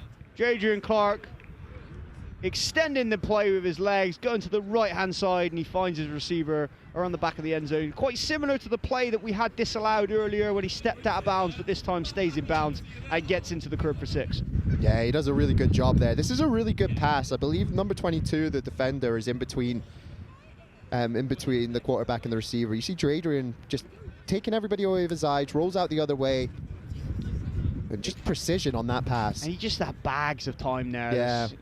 You know, the protection has been there or thereabouts today. Sometimes it's been excellent like that. Sometimes he's had a guy in his face, but he's able to get rid of the ball quickly and efficiently and use his legs to extend the play. There is a blitzing linebacker this time, and Clark does throw it out. It is Twist. We call him 2-point Twist because he's got a lot of 2 points this season, but he's going to be short there of the end zone, so that's going to be no good. So our score moves to 42 UWE Bullets, 0 Leeds Beckett Carnegie. Yeah, good job with the blitz. Just a bit off, but good work from the defenders there to make that tackle. You can give up the completion there. You know they're not going to get into the end zone if your tackling is safe and strong. As we see the touchdown pass again here. Good rollout from Jadrian. Look at this precision on this pass. Boom. Back corner of the end zone. And the connections we're seeing this second half, you know, is what we were expecting in the first half, Greener. There was a lot of incompletions in the first half, and they seem to have ironed that out. Yeah, they have, and I think it just comes down to focus, and it just took them a while to get tuned into the game, but now it's what we're used to seeing from UWE this season, 42-0. You know, probably one of their lower scoring games of the season, but actually it's just taken them a while to get going, but still being the dominant force that they are, and still a goose egg on the board for Coach T and his defense. And outside of the, you know, if they can keep this as a bagel, that's an incredible achievement once again. But I think beyond that, just the way that this defense was able to stay strong and stay consistent when the offense was having some problems early in the first half. It's what you need. It's what you need. I mean, you need a solid defense to back up the offense. You need a high-powered offense to back up the defense. Oh. Again, sideline not happy with the tackling. I'm not sure if the player did go in with his helmet. Maybe he went in low with his helmet. Maybe that's what they're complaining about. Yeah, it's a tough one. You don't want to see it when somebody's, you know, getting tackled. Someone goes low. Obviously, injuries can happen. You don't want to see it, but you know, these Leeds defenders have proven that they're going to carry defenders. Timeout. It's my time. Injury timeout. So another Leeds player down. Again, hopefully nothing too serious.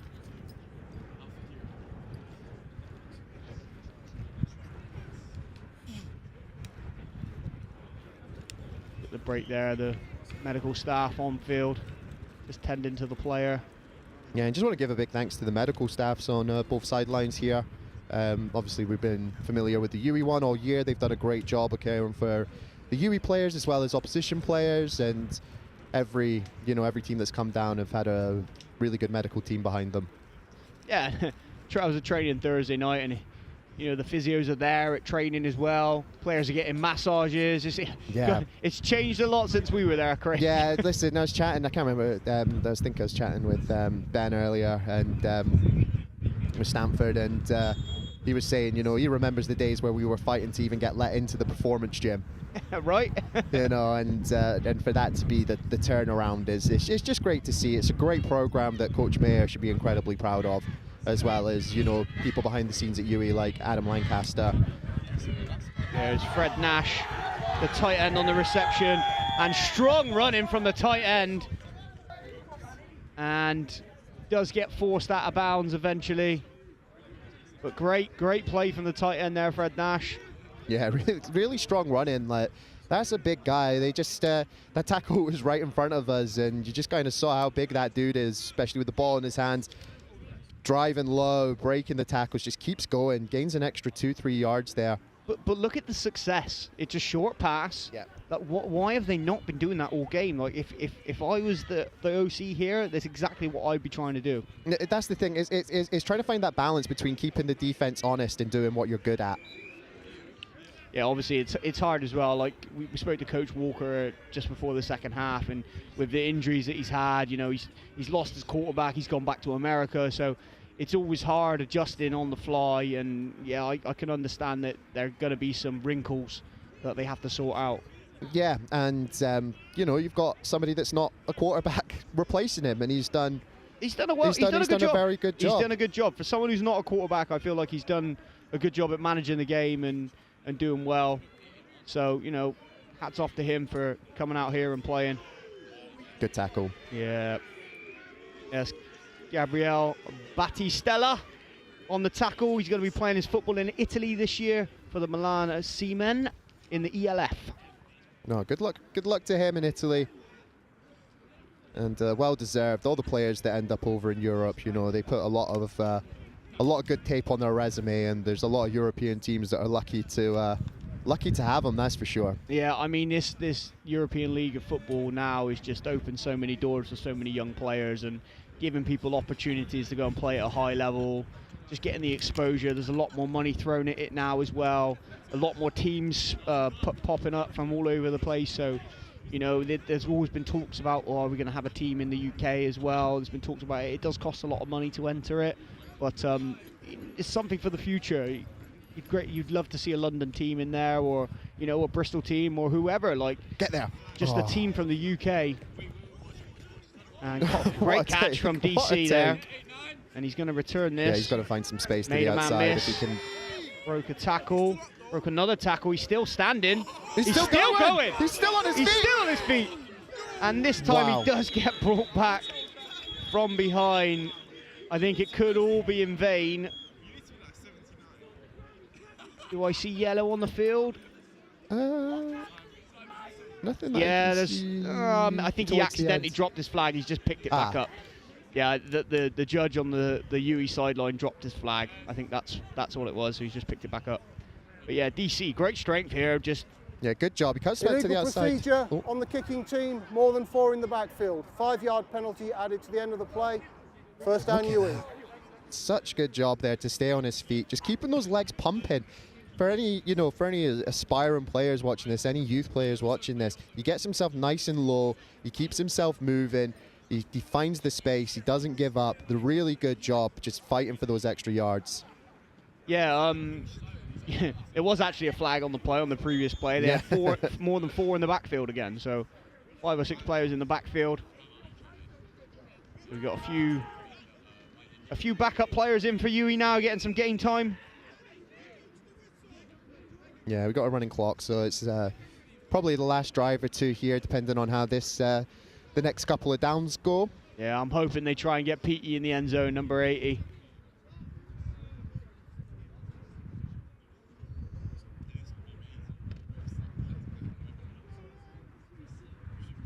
Maybe we might see an Irish jig from him if he does get in.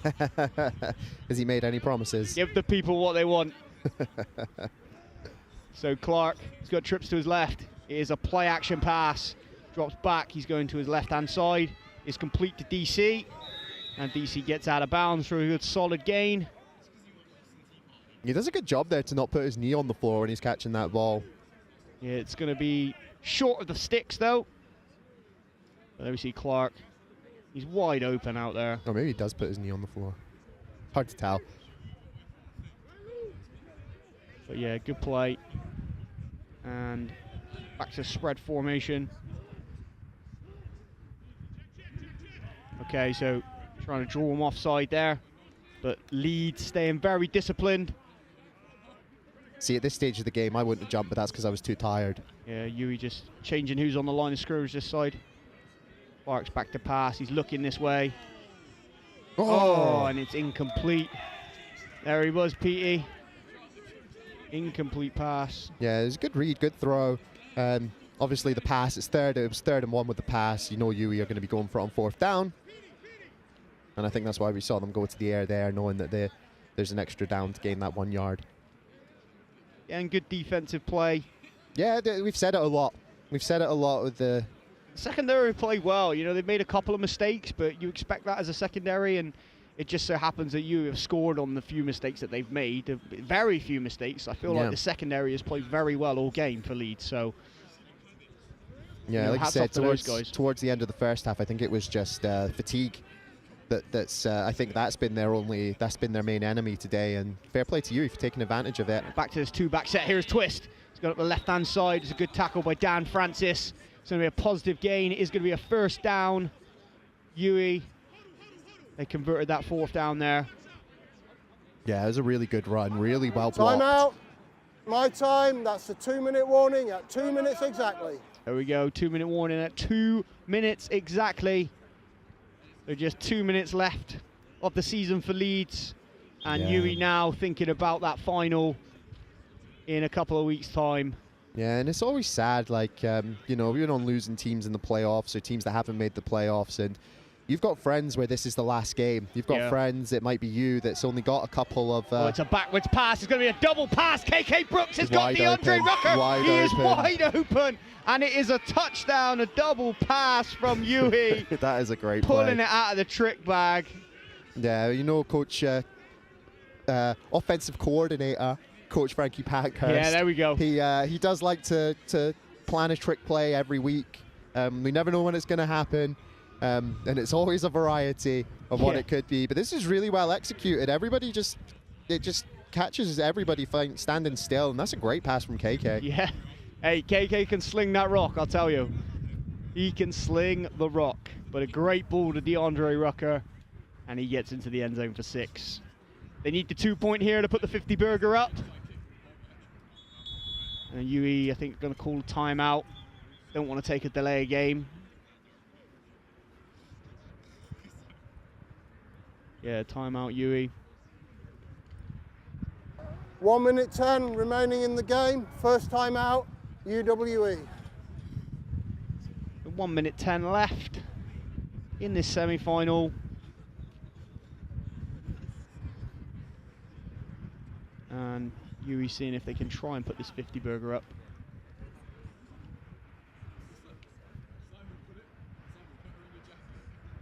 Craig, as we've got this break in play, talks of MVP maybe. Who are your thoughts on so far? Like, who's had a good game for you?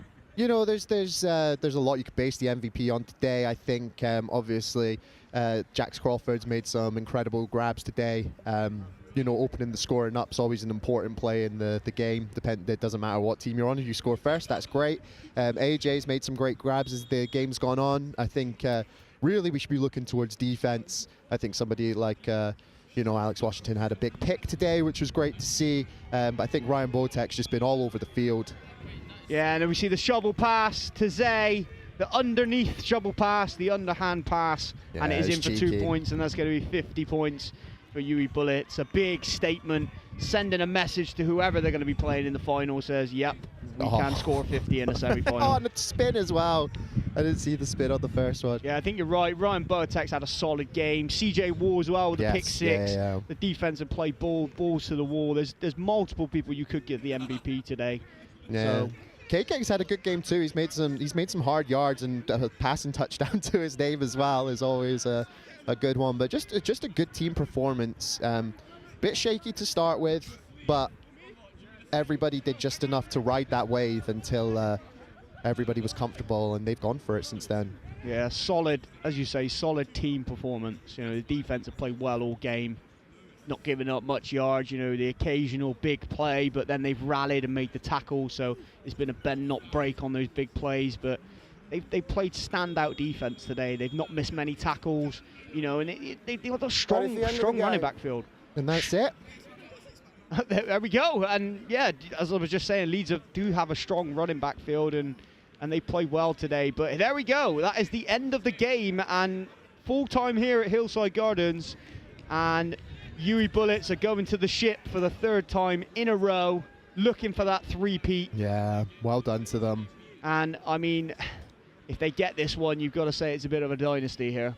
Yeah, I mean, every single year, every UWE Bullets player that's ever come through this program, we're incredibly proud of. You know, happy to be a part of that alumni, and especially the last few years, the players, the quality has just been increasing every year, and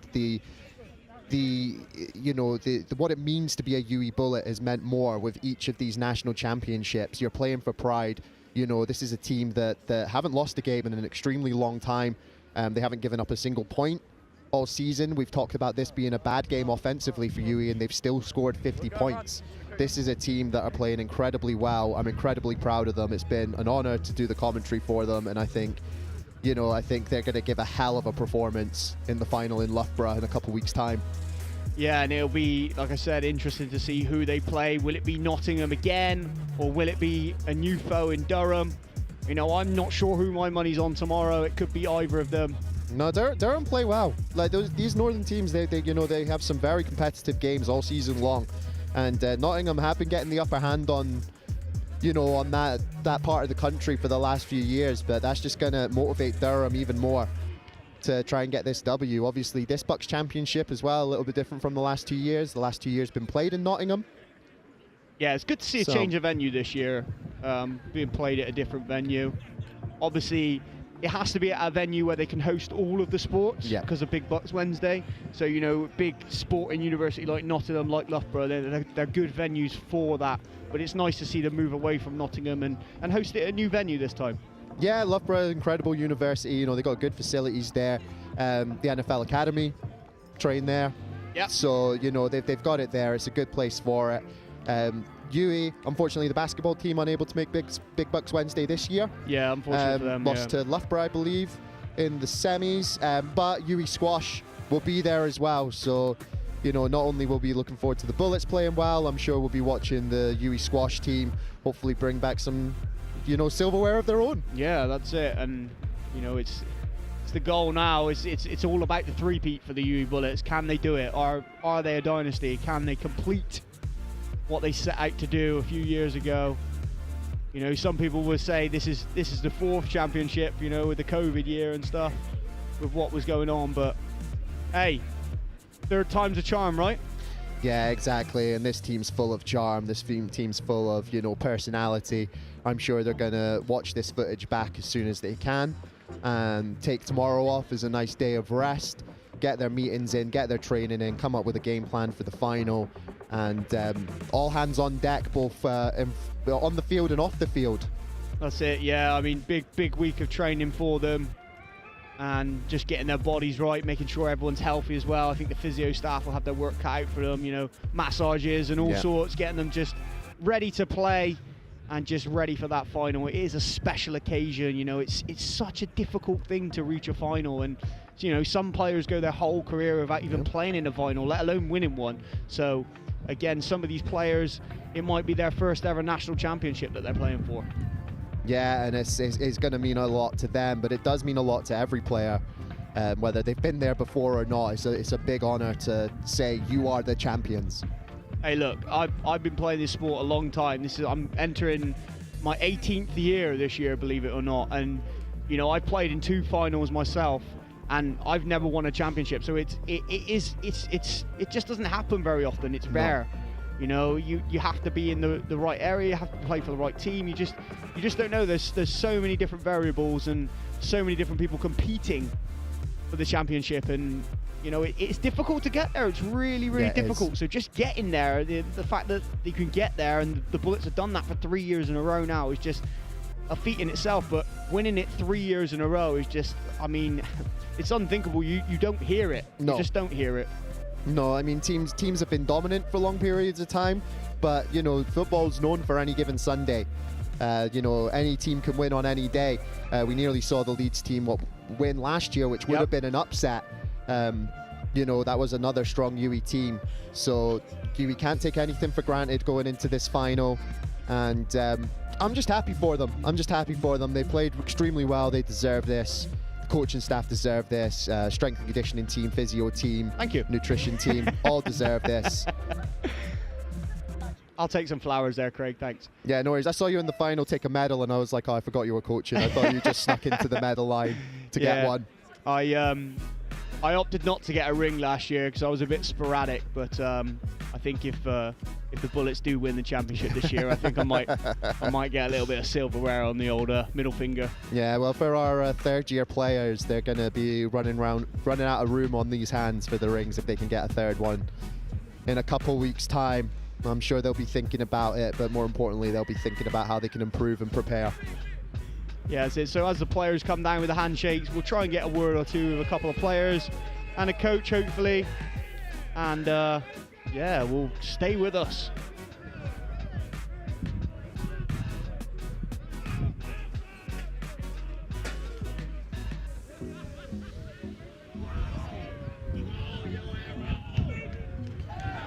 And yeah, you might be able to hear the players celebrating. You can see the players there having a good time, getting their pictures, sending their love elsewhere. While we have this little break, while Greener gets some players, just want to thank our sponsors, TeamBuildr, PlayOverseas, and EP Sports. And with that, we are back. So now I'm joined by UWE Bullets linebacker Ryan Boatek.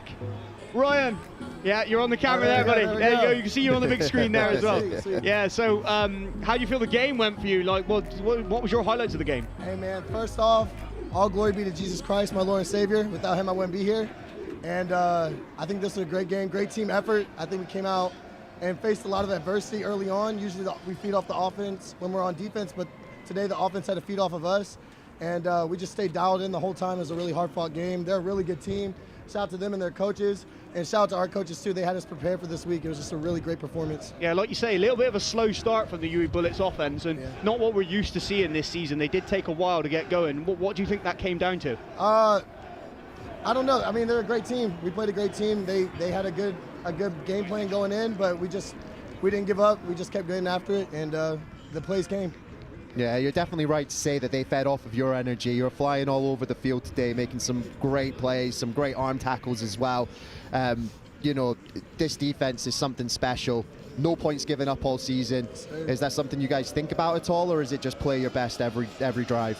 It's something that you always think about, you know, especially as every game goes on, no points have been scored, but we just try to stay locked in every game. We have a great game plan, and Coach T gets us ready every game, and all our positional coaches, and so I just think when we're prepared, the results show. Yeah, you definitely stay dialed in. We won't keep you too long. These celebrations look like a lot of fun. Don't want you to miss out, but yeah, thank you for joining us, and thank you for your hard work. Thank y'all, and roll UWE roll.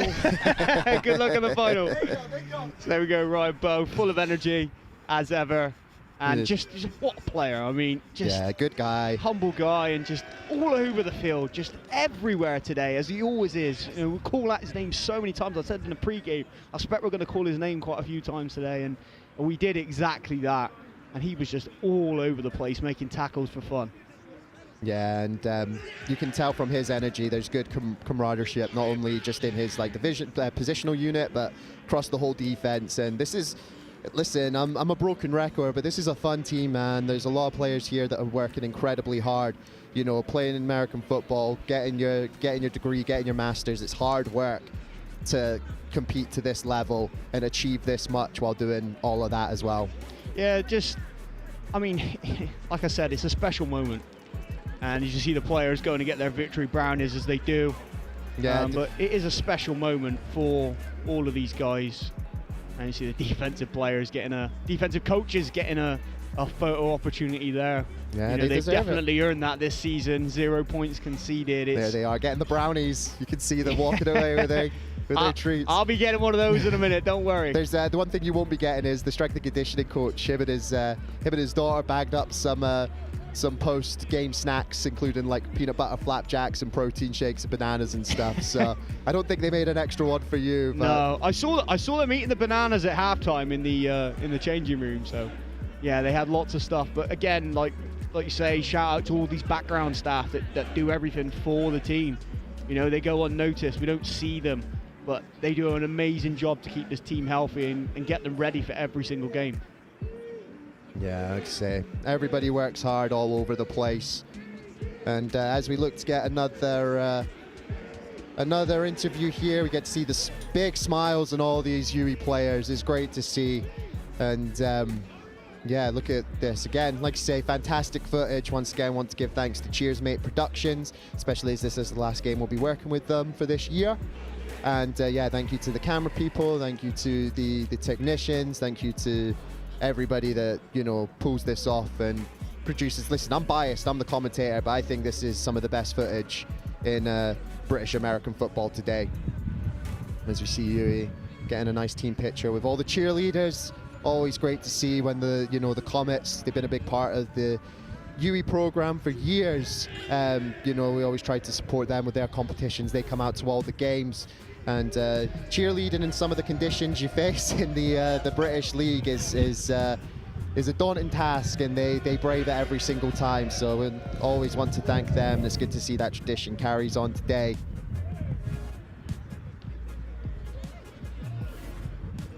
And again, lots of smiles still on everybody's faces. I don't think those smiles will be going until they're having to go through some maybe some sore massages tomorrow. But as we see those players, we're going to be joined, I believe, by head coach Dan Mayer. No headset. No headset for Coach Mayer. No, you don't get a headset. They're just for us. So head coach Dan Mayer in another national final. What are the emotions like right now? I mean, I'm just really happy. I think the guys are happy, the coaches are happy. We had loads of people here supporting today, and I think the emotion of the day is just happy. We've got a player walking over. Yeah, listen, we've got his head coach. Didn't know what he was going to say. Yeah. But yeah, no, I'm just really grateful. We had loads of people come to support the players. You know, they got the job done. We scored 50 points on a really good team, and I'm really proud of the players, the coaches, everyone at UWE who supports us. You two, CheersMate, the chain crew, and I'm looking forward to the 19th of March. Yeah, how excited are you that the defense is a goose egg all season as well? Like, what a fantastic feat that is for Coach T and his defense. Oh, it screams how much effort that T puts in to trying to prepare. We've rotated people in. We've had a few close calls, but the guys have found a way to stop teams from scoring. So going into the championship game, I'm looking forward to seeing our defense go lights out, shut them down, and try and score as many points as possible. You might not answer this question, but who would you rather face out of Durham or Nottingham? I don't care. No, I'm looking forward. When I first started this job, Durham were high flying. I really enjoyed going to watch them play. And Nottingham, we've had 2 great finals. So either team would be a fantastic spectacle for British university sport. So. And over the next 10 days, there's going to be a lot of preparation going on board. I assume the players are going to be resting tomorrow.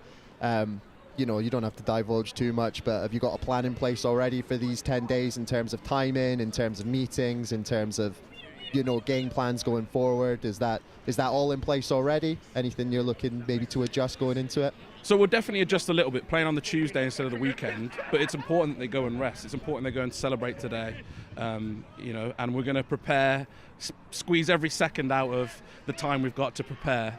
But it's important that they have time to rest. They are students, they've got stuff going on. Yeah. Coaches as well, they give up a lot of time to help the guys. So, we'll squeeze every second we can, but it's important to have days off and, think about what's ahead of us, what's in store. So, yeah. Well, we see the effort every time, we commentate, yeah. When we see the results on the field, and you guys deserve every bit of credit that will be coming your way. You guys deserve to be in the final, like you say, with all the hard work.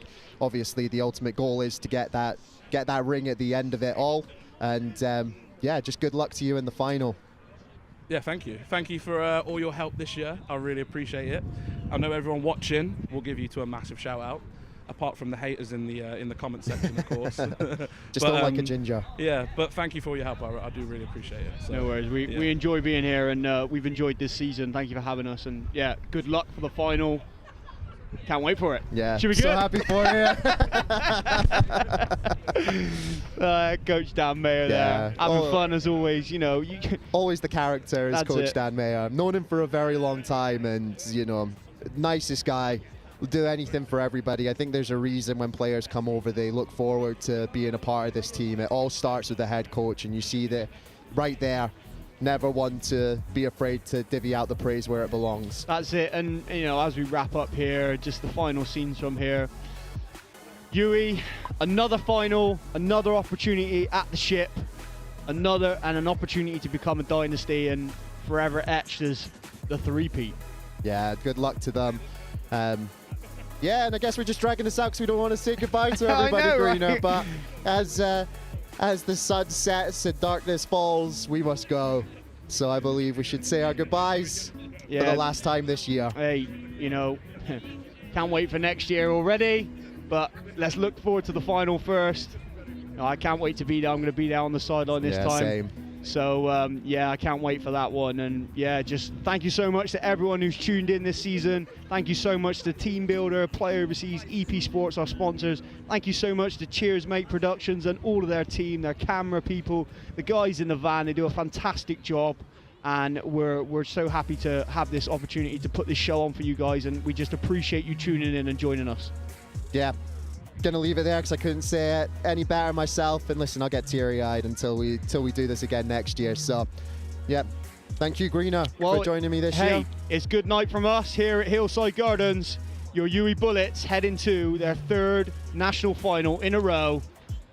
We'll see you on that Tuesday, the 19th. Thank you so much. Thanks. Good night. Good night.